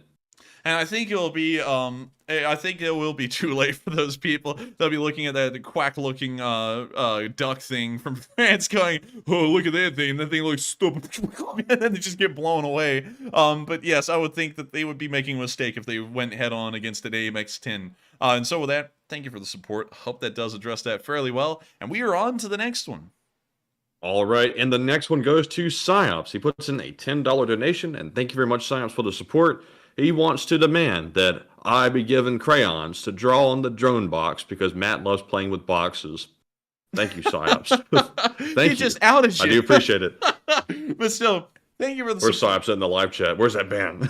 No, I'm just playing. It's about to end up like one of those Russian journalists, tooth in the back of the head in the kindergarten parking lot. But still, I'm just kidding. 2 weeks in the cooler. 2 weeks cooler. But still, thank you for the support, Psyops, and all jokes aside. And of course, Psyops, you've always been here, and hopefully we'll be able to put out that video. I don't know when it will come out, because it really depends on when they get to film their part, but I cannot wait to finally get a drone to the 231st. We've been trying to do it for a while, and it's finally happening. And so with that, thank you so much once again for support. I hope that does address that fairly well, and we are on to the next one. All right, and up next, we have another $10 super chat from Psyops, and thank you very much, Psyops, for the continued support. He says the only support Russia is getting is from the underwire. Let's see. I think you almost just got had right there. He almost got me. I'm trying to process this. Yeah, I can't read any of that, actually. But I did read off some of it, Psyops. And thank you very much for the support. And I think I always got so had. And I thank you for the support, Psyops. She nearly had him. I almost heard the part where he was about to get ahead. But thank you once again for helping this channel to keep on running. And I just saw that Delta Uniform Tango Charlie Hotel Echo Sierra Sierra. What does that actually spell? Duchess. Yeah, it spells Duchess. Yeah. Would it be? It would be cool if the enforcer could extend his saving of lives to dogs and cats and other animals in Ukraine. We have before, actually. I think we did it twice for the International Humane Society, and they both did terrible. I mean, like I guess because to me, saving dogs and such things like that, it was a very nice thing to do, but it wasn't as popular or successful as the fundraisers where we save people or help people out. So we did try that before. It's just that, you know, if it's not really raising as much support as we can and is saving as many things as we can that's possible, and most specifically people, you know, it kind of went to the back burner. But we did try. It was not without trying, Duchess. And so with that, I hope that does address that fairly well. I saw that and I was like, you know, we have run a fundraiser like that before. We have done that. And with that, we are on to the next one. All right, and the next one goes to Rust and Rot, who puts in a $20 donation and says, good job, guys. And thank you, Rust and Rot. And thank you, Rust and Rot, for the support, and good job to you for supporting this channel and helping us to keep it rolling. And so with that, thank you so much once again. I hope we addressed that fairly well. And with that, we are on to the next one. And the next one goes to Danny Coco, who puts in a $10 donation and says, nothing in life is free. And Canada contribution to NATO is 3.4% of GDP and not the 4% requirement. Will countries gifting Ukraine military equipment, munitions, etc. ask it count as NATO commitment? And great stream. I don't know if it counts as NATO commitment or not. I'm not really sure because Ukraine is not a part of the NATO alliance. So I have a feeling by technicality it does not.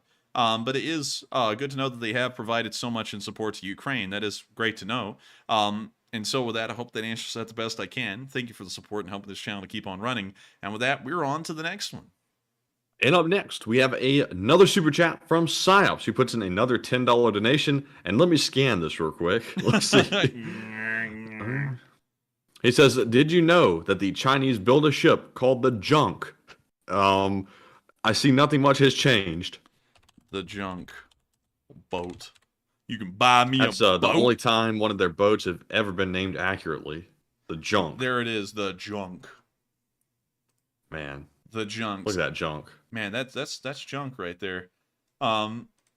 It's literally a junk. Let's see here. Let me try and find another one. This one's a junk near Hong Kong in 1880. Man, the sails on that one. Dang, that thing's gotten some mileage right there. They need It's junk. Yeah, it's a literal junk. I mean, like, that one's literally junk. And how the hell are these things actually seafaring? You know, because it looks like the bows are so low that if it went over a pretty rough wave, the thing would get waterlogged pretty quickly.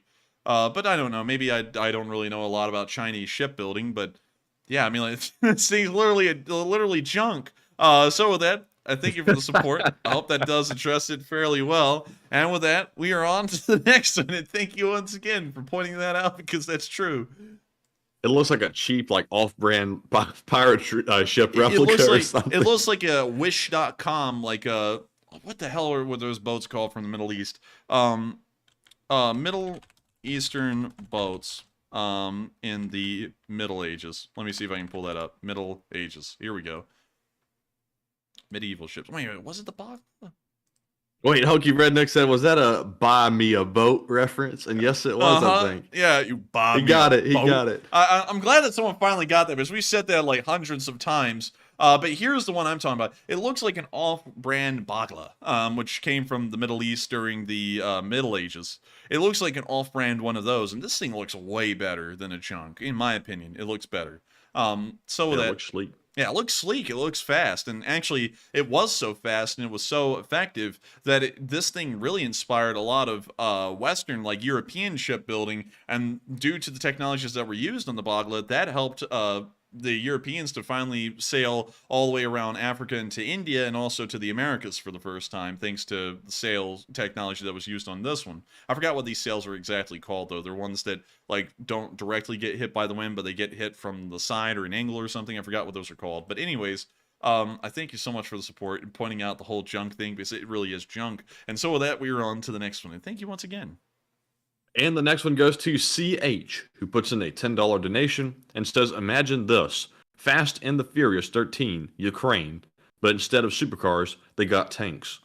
That would be interesting, as long as it includes Vin Diesel saying, "We're a family." And then, or something like that. I would be for it. I've never seen any Fast and Furious movies, though. So, you know, I can't really judge them, but... What? What? You never seen Fast and Furious? No, like, how much time do y'all think I have back here? I got no time. I got no time for nothing. But still, thank you for the support. I hope that does address that fairly well. And with that, we're on to the next one. And thank you once again. And up next, big shout out to Darren Maynard for putting in a $10 donation, but sadly no comment to address, but we do appreciate it very much, Darren, and thank you so much for the support. And up next, we have a $10 super chat from CK Bold, who says, take a live chat question. And we will, CK Bold, because it is quite bold of you to CK a question. That didn't work. That was a bad one. Scratch that. But still, thank you for the support of CK Bold, and we will get a live chat. All right. And the live chat goes to Johnny C, who says, do you think we will see a nuclear bombing within the next 10 years? Yeah, I'm kind of on the fence about that. That was real casual to that question. Yeah, it's almost like, would you ever see yourself running for president? I'm kind of on the fence about that. But I'm kind of on the fence about that. To answer it again, I don't really know. I hate to tell everyone that it's like a 50-50, but right now the world's so unpredictable. I mean, like, the logical part of me says no. How the world's going, though, I don't know. It could happen. So I'm going to, once again, I'm going to have to throw out another 50-50, and I'm sorry about that. I wish I could throw, you know what, I'll throw out a 49-51, and I'll let you guess which one's the 49 and which one's the 51. But still, thank you for the support. and I hope that addresses that the best I can. It's really half and half right now. I could see it going either way. But with that, we are on to the next one. And the next one goes to Santiago Flores, who puts in a $10 donation and says, can the LSA adopt this Ukraine unit? For the large part, I think they have already adopted themselves as a Lee Spring Army unit.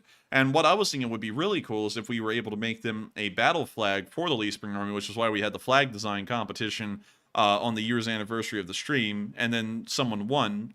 And then we had to redesign it because a lot of people said, oh my god, it looks Nazi, although it was supposed to be Prussian. So then we had to go ask them to redesign it, and then we never got word back from them. So now we're back at square one with flag design. And we're going to just, this time, work on it behind the scenes just so that we can get one out. But one thing I thought would be really cool is if we did make a battle flag for the LSA and we sent one over to them so that way they could fly it on the field. I think that would just be really cool. But yes, they've largely already been adopted because they've already adopted our jokes and they watch this show. And once you join the LSA and subscribe, you're LSA for life. And that means they are LSA for life. And so with that, thank you once again. I hope that does address that fairly well. And we are on to the next one. And up next, we have another $10 super chat from Psyops. And he says, I've been wondering about law school.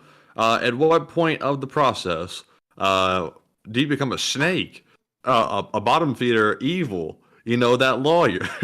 What the hell? Evil! Man, do you like Mermaid Man and Barnacle Boy? Yeah. Evil! Well, usually you turn into a snake or something similar. If you were one beforehand. And I hate to say it, but there's a lot of folks like that out there. So, if you were one of those people beforehand, you certainly will just become one, but it's a super snake, or a sneaky snake, as we call it. Super snake. Super snake. But let's see. I don't think we will. Of course, I always give ourselves a little bit of a benefit of the doubt thing because, we kind of, I don't know. I don't know how to explain it. I feel like we wouldn't become a sneaky snake, though. But with that, thank you for listen, though. When people need a lawyer, all of a sudden those snakes become real friendly to folks that need a lawyer, especially when you're in a criminal situation. That's true. They become your best friend. That's true. That's very true. Until they don't file your motion sometime, and then they don't become your best friend. Or they steal your money, or, they molest you or something, Until then... but what got you obsessed with attorneys molesting people? Well, I mean, like, hell, do you remember that story? I mean, yeah, I've never forgotten that story. Like, that was the most messed up way I've ever heard of someone getting payment. Like, I was like, what the hell? Like, that's not payment. That's just a crime. Yeah. But anyways, with that, I hope that does address that fairly well. And I thank you for the support and helping this channel to keep on running, of course. And with that, we are on to the next one. All right, and up next, we have a $30 super chat from the Repo Man 46, and he puts in the bread. He puts in bread. He puts in about 9 loaves of bread. You sound so shocked. You said he puts in bread, like bread. You were like, it's bread. Well, he puts in the bread. He puts in a lot of bread, and thank you so much for the bread. Oh man, you know something? Bread in Russian, chleb. Хлеб. Chleb. Chleb. Chleb. Repo Man came in and the Russian said, oh, bled, what did he get? And then someone said, chleb. And then you just hear like, from an instrument and it just shows the bread loaf. Yeah, it's like they're like, oh, bled, that's all we've had in a week. I don't know why in the world we come up with such descriptive stories now for like nothing. But still, I thank you so much for the support, Repo Man. Of course, out there repoing the men, or the repoer of men. And I thank you so much for sending in a whole bunch of bread. Lots of bread, endless bread. Bread here, bread now, bread good. But still, thank you once again for the support. I hope that does address that fairly well. And with that, we are on to the next one. All right, and the next one goes to Psyops once again. And he puts in another $10 donation. And thank you so much, Psyops, for the support. He says, how to win Taiwan. Tell the Marines that the Chinese Navy stole their crayons. Conflict would be over in a week. No. Heart, leathernecks. Look up why the USMC are called the Leathernecks. Why? Why are the USMC Leathernecks? I said leathernecks. But anyways, because the broad leather stocks that the Marines wore for protection against sword slashes. would go on to serve heroically at sea and on land during the War of 1812, the Seminole War, and the Mexican-American War. Let's go look at this thing, because I've heard that forever. Oh, there it is. There it is right there. Oh. That's different. That is different. I didn't expect it to look like that. You know, I saw a girl in high school that wore one of those things. But anyways, don't know that we Matthew, I just started a nuclear onslaught by saying that. Matthew just completely... I didn't even know what it meant. Oh, you know, well, we won't go into it further than that. But anyway, thank you for the support, Psyops. Of course, we have a load of Lee Spring Marine Corps members, and it's great to know that we have a lot of Marines here on this channel. It's great to know that we have a lot of veterans here on this channel that enjoy this news and enjoy what we cover. And of course, we only joke and jest. Some people take the jokes personally. I promise you, we take shots at everything and everyone, so never take it personally. So with that, thank you so much once again. Really interesting to hear, though. I never really knew where that one came from. And with that, we're on to the next one. And thank you once again for the support. All right, and up next, we have a $10 super chat from Zero J Kwan, who says, thanks for all of your hard work, and I agree with you. Nothing to be depressed about in the 21st century. We are living in a historical time, and if war is coming, can't run or hide. We have to face reality. And also, I would have to thank you for the support and agree with that for the most part. I would have to say I don't know why people get depressed about the world we live in. It's not really like it, you know, it's not really like getting depressed changes anything about it. And I find that kind of stuff pointless. You know, like, yeah, you know, I'm like, one thing I'll say is, yeah, I'm exhausted most of the time. Matthew can tell you, every time I walk around, I'm like, oh, I'm so tired. Like, that's almost all I say now behind the scenes. Yeah, he says that quite a bit. Yeah, but I'm happy doing this, so I don't care if I'm tired. Of course, I say it a lot, though. But I'm going to keep this thing going. And I don't find a point in being depressed or, you know, doing anything like that. You know, like mental health breaks. Like, you know, people are into that. I know people do that. That's just not for me, though. I don't really see a point in it, because what do? You stop. You know, you don't do anything to help. You just sit there, you know. And if y'all have to take mental health breaks, I always say it's very important to take care of your mental health. But for me, the way I take care of my mental health is to keep running until the wheels go off. That's how I do it. Not a good. Some people are going to say that's not a good way. Maybe not, but you know, there's a war going on right now. So with that, thank you for the support. I hope that does address that fairly well. And with that, we are on to the next one. And thank you once again for the support. And the next one goes to Technical Fool, who puts in a $5 donation and says, "Aight, fellas. One for the chat when you get to this." And thank you for the support, and we will make sure to get to the chat, all right? And so let's get to the chat now. Excuse me, that almost put me down. But anyways, Technical Fool sponsors a live chat question, which goes to, let's see, Tasman006, who says, what Ukraine really needs, if the U.S. can supply it, especially in street fighting in Bakhmut, is the XM25 CDTE. That thing is high-tech and very deadly. Okay, so I'm going to have you list off the numerals and alphabet letters to me again on that one so I can pull it up. XM25 CDTE. CDTE. Whoa. What in the world? What the hell? Ew. It's ugly. I mean, like, I don't know. Oh, it's made out of the plastic like a Pelican case is made out of. Yeah, it is, isn't it? It kind of is. Look, it's got carbon fiber on the front of it, too. This thing's a Gucci. Cool. The Gucci-nade launcher right there. But, yeah, that's a pretty weird little system right there. And look, they even wrapped this one up in camo. I don't like that. Yeah, I don't like that at all. It's that thing looks like one of those 1990s couches, you know? But it's in gun form. I don't like that at all. Like, that's ugly. But still, a weird little thing. And speaking of bullpups, I actually saw a Springfield Hellion the other day. You know, this thing. I'll show it to y'all.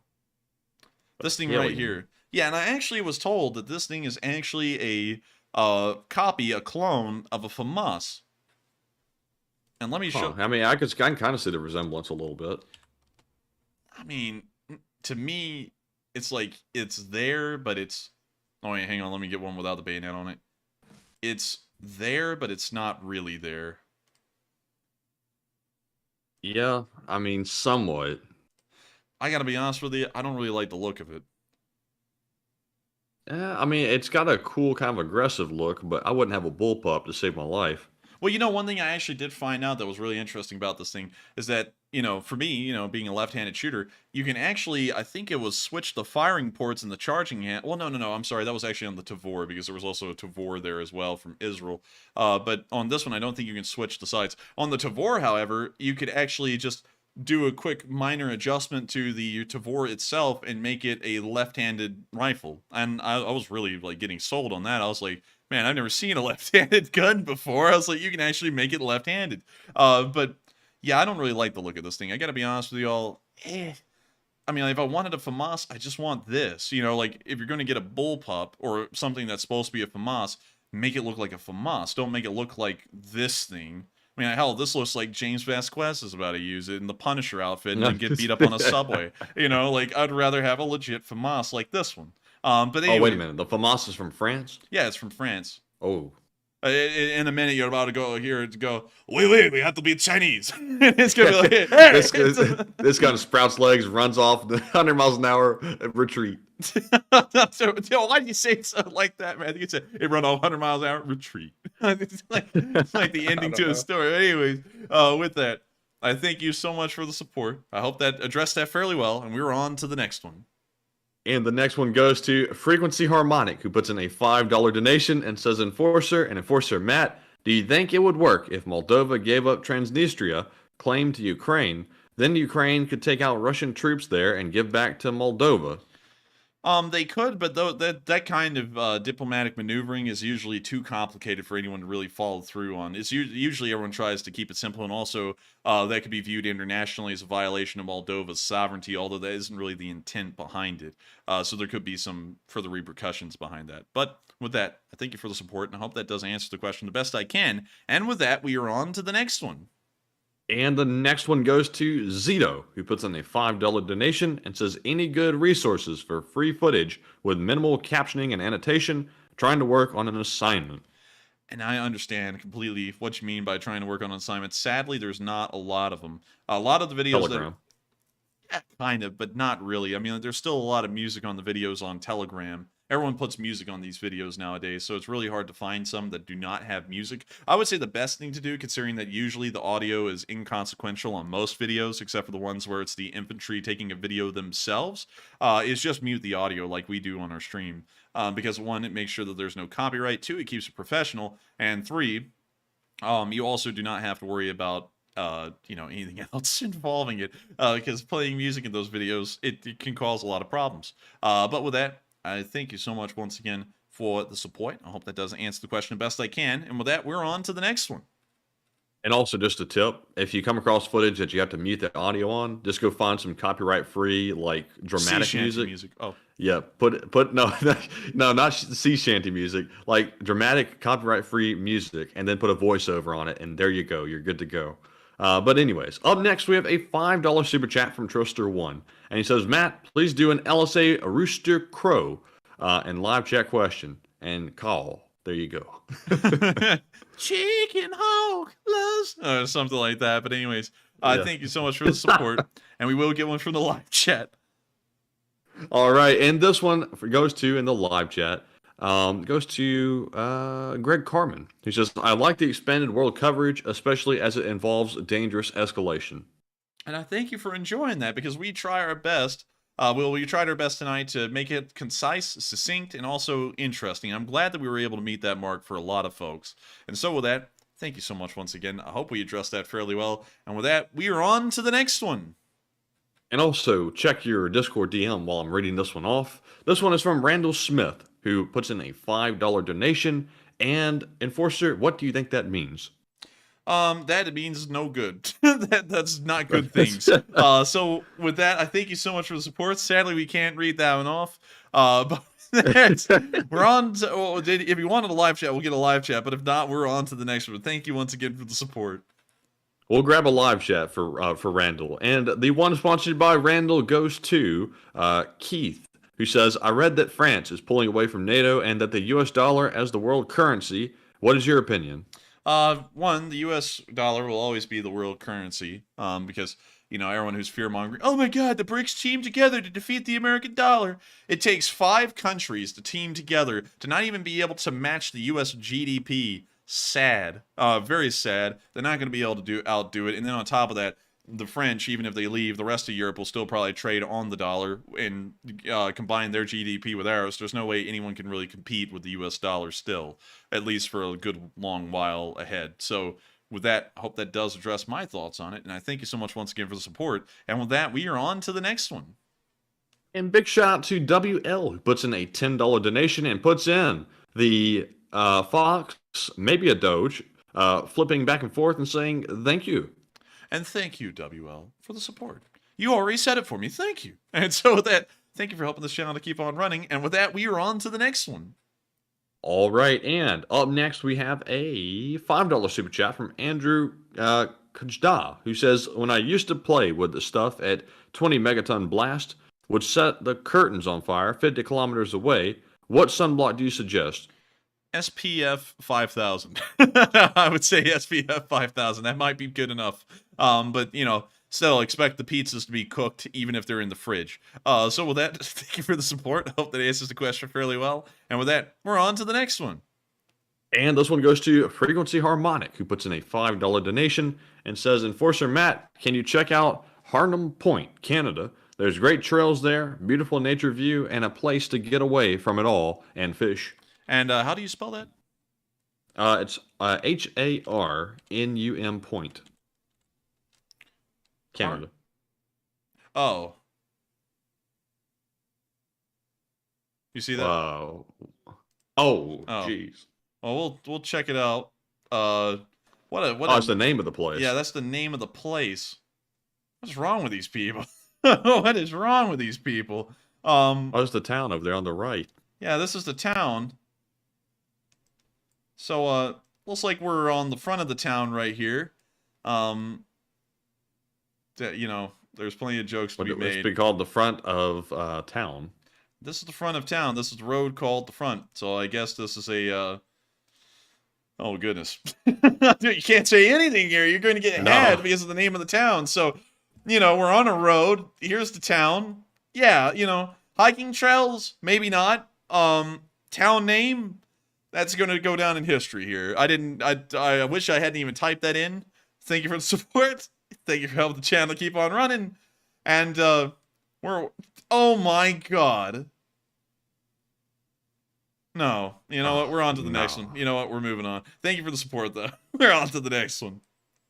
All right, and up next, we have a $20 super chat from Lewis, who says, the Leaf Spring Army is made up of great people, and I appreciate everyone that makes the LSA and the Enforcers for being true to who they are and the mission.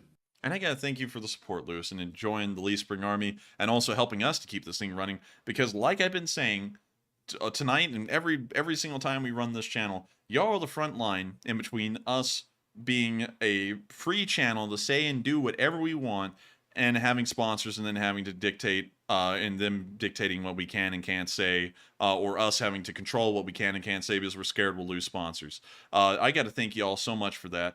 And and there's a decent amount of people out there who take this the wrong direction. They always sit there and go, oh, he's just there, he counts the money. Like, I've heard that stupid statement so many times. We sit there and thank everyone who supports this channel, because each and every one of y'all that sends in the super chat is the reason why we're able to run the news the way we run it. We're able to say what we want to say, we're able to do what we want to do, and nobody can get in the way of us and stop us from doing that, because y'all support us. We don't ever have to count on sponsors, ads, or anything. Y'all help this thing to keep running, and that's why we always call every single one of y'all out. Call them out, call them out. That helps this channel to keep on running, because if it was not for y'all, this channel wouldn't be the way it was. And so, and 420 put it the best way, y'all are the sponsors, and y'all let us do what we want, and I think that's great. I thank y'all for that, because y'all have allowed us to stay a free channel for 413 days so far, and hopefully all the way through the rest of the war. And so with that, thank you once again, Lewis, for the support. I hope that does address that fairly well, and we are on to the next one. And the next one goes to Rocco World Domination, who puts in a $5 donation and says, I know it was days ago, but I'm still so happy that Finland is now protected under the NATO umbrella.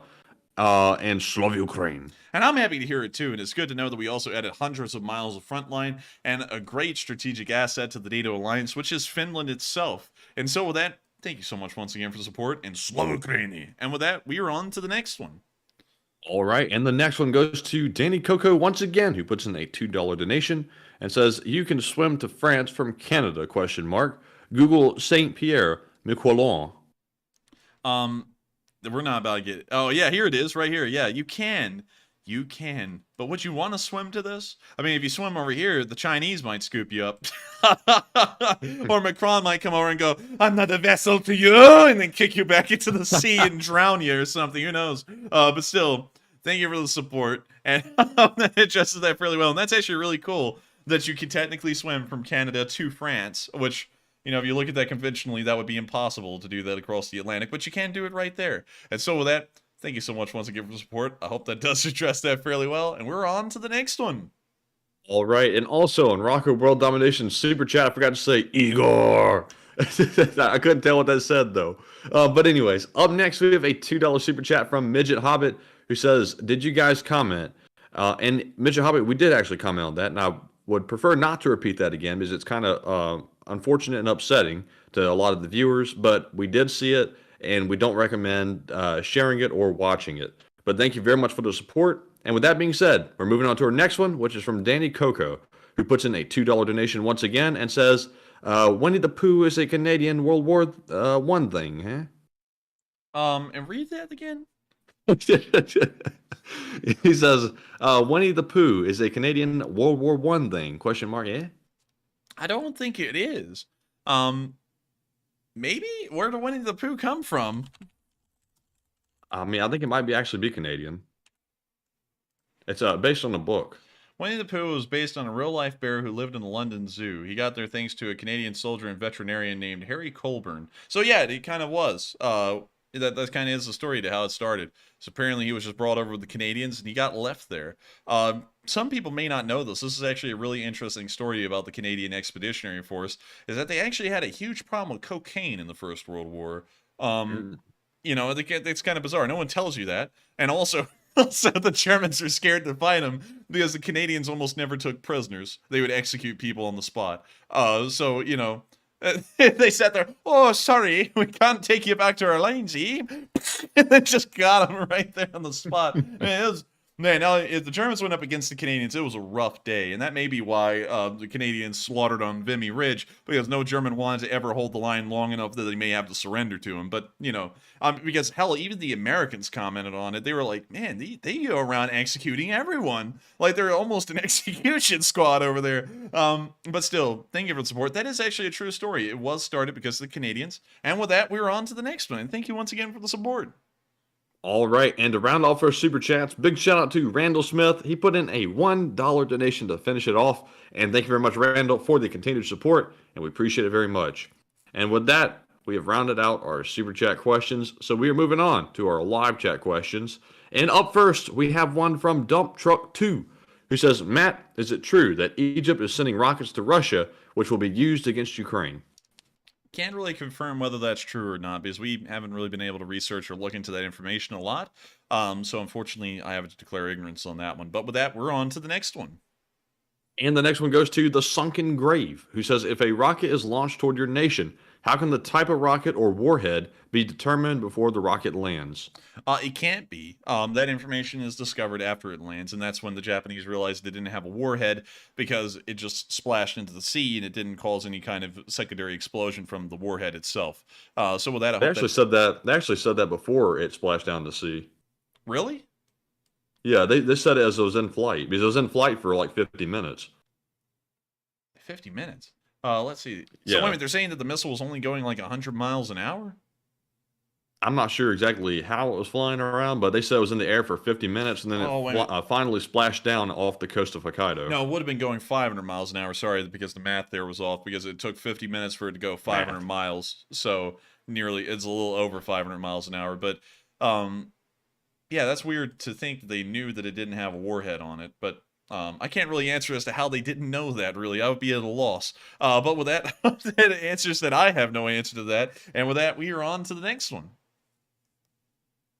All right, and the next one goes to We Buy World War II, who says it was said today that Ukraine may postpone their offensive until summer due to lack of munitions and leak of intel. Do you think it's subterfuge or a fact? I don't really know what that is. I'm kind of on the fence about it because I feel like that may be a ploy because it's been very certain that a counteroffensive would be coming up and then they just go 180. So I don't really know if that's true or not right now. I'm going to withhold judgment because I feel like as soon as I go, okay, it's true, and they're going to launch a counterattack and then, I'll have to go, oh, it's not true. So with that, I hope that answers that fairly well. And we're on to the next one.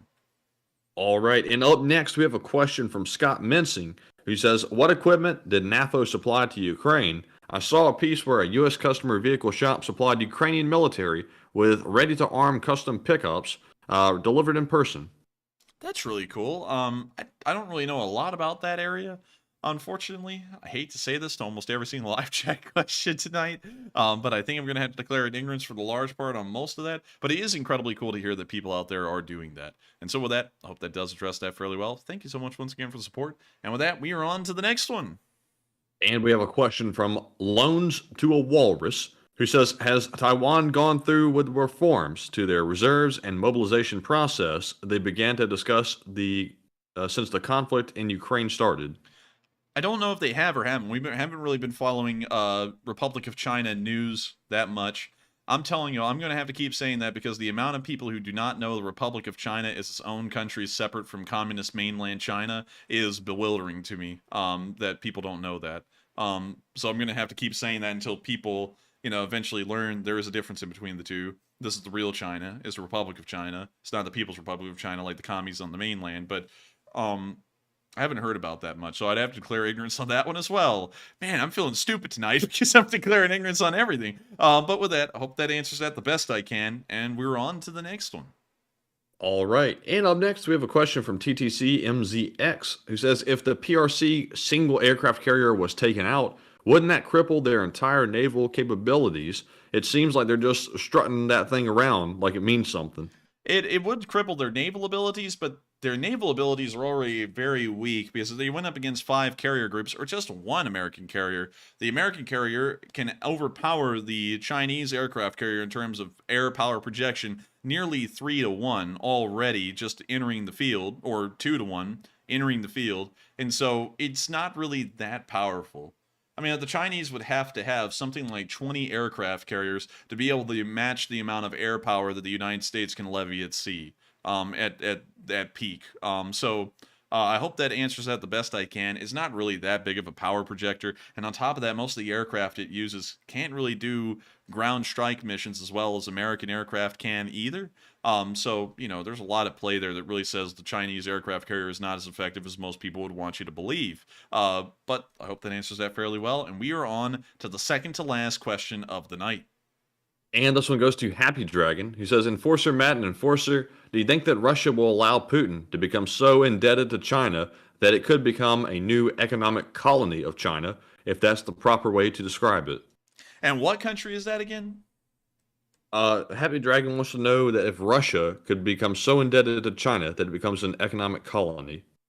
Yeah, I would say more so of an economic puppet, not a colony, because a colony means that the Chinese people are living there and they're starting to form their own cities. So I would say more so. They might be living there sooner or later if they get so deep in debt. Oh, man.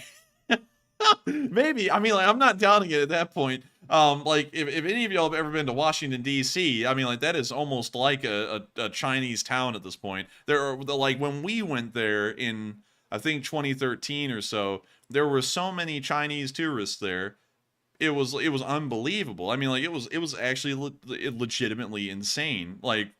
It was nuts. And then of course, if y'all don't know, the Chinese tourists have no respect for American monuments. So there's Chinese tourists that just treat the World War II memorial as a wading pool, and they just literally swim in it and stuff.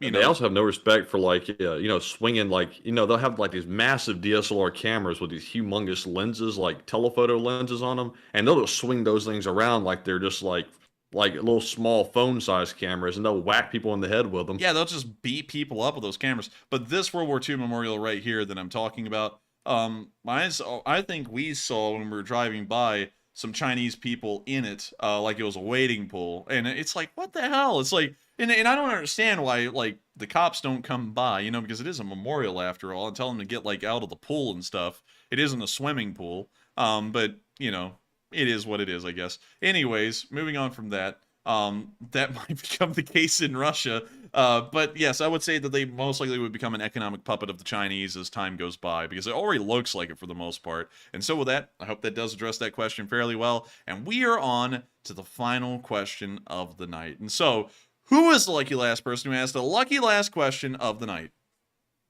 And this one goes to Margaret Hemsley, who says, would Russia have won against Germany if USA hadn't helped them out? No, they wouldn't have. There was no way that the Russian army would have properly been supplied on their own without external American support, giving them hundreds of thousands of trucks. We gave them more trucks over the course of over the course of 1943 than they were able to produce over the entirety of the war on their own. And that tells me in a nutshell that all of the support we provided to the Russians over the course of that war is the only reason they were able to win it. Because once you saw that the Lend-Lease went into effect and we started to deliver all of this material support to the Soviet Union, the war started to turn around in their favor. That's the only reason. You know, because it doesn't matter how many men they threw at the Germans. The Germans' supply lines were rough, but the Soviet supply lines didn't exist. They only started to exist after the United States gave them all of this support and the hundreds of thousands of trucks and vehicles that we sent to them. So I would say that if it wasn't for U.S. support and the Lend-Lease, the Soviets wouldn't have been able to win that war, or it would have dragged on far longer, and we would have seen that the U.S. would have steamrolled the Germans in the West. And hell, honestly, the Cold War would have began, and we probably would have saw that American forces made it all the way into Poland, most likely. But, well, really, American, British, and French forces. You know, now with the situation with France, you don't really want to give them credit for anything, but they were there. But yes, I feel like that would have been the case. And so with that, I hope that answers that question fairly well. And it is time to round out tonight's stream.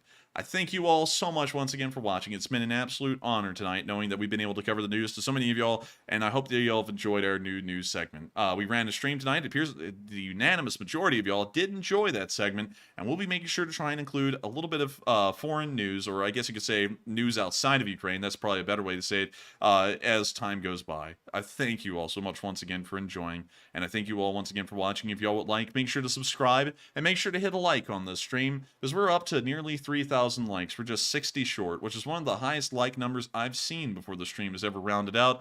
And I thank you all so much once again for enjoying the Enforcer channel, and of course being members of the Lee Spring Army. And so, long live the Lee Spring Army, and I'll see you all tomorrow at 10 p.m. Eastern Time to cover the next 24 hours of the news of the war in Ukraine. Good night, good luck, take care, stay safe, and of course, Slava Ukraini. And good night, Slava Ukraine, Herom Slava, and Pugon, good night. Yes. The Lee Spring Army sends its regards.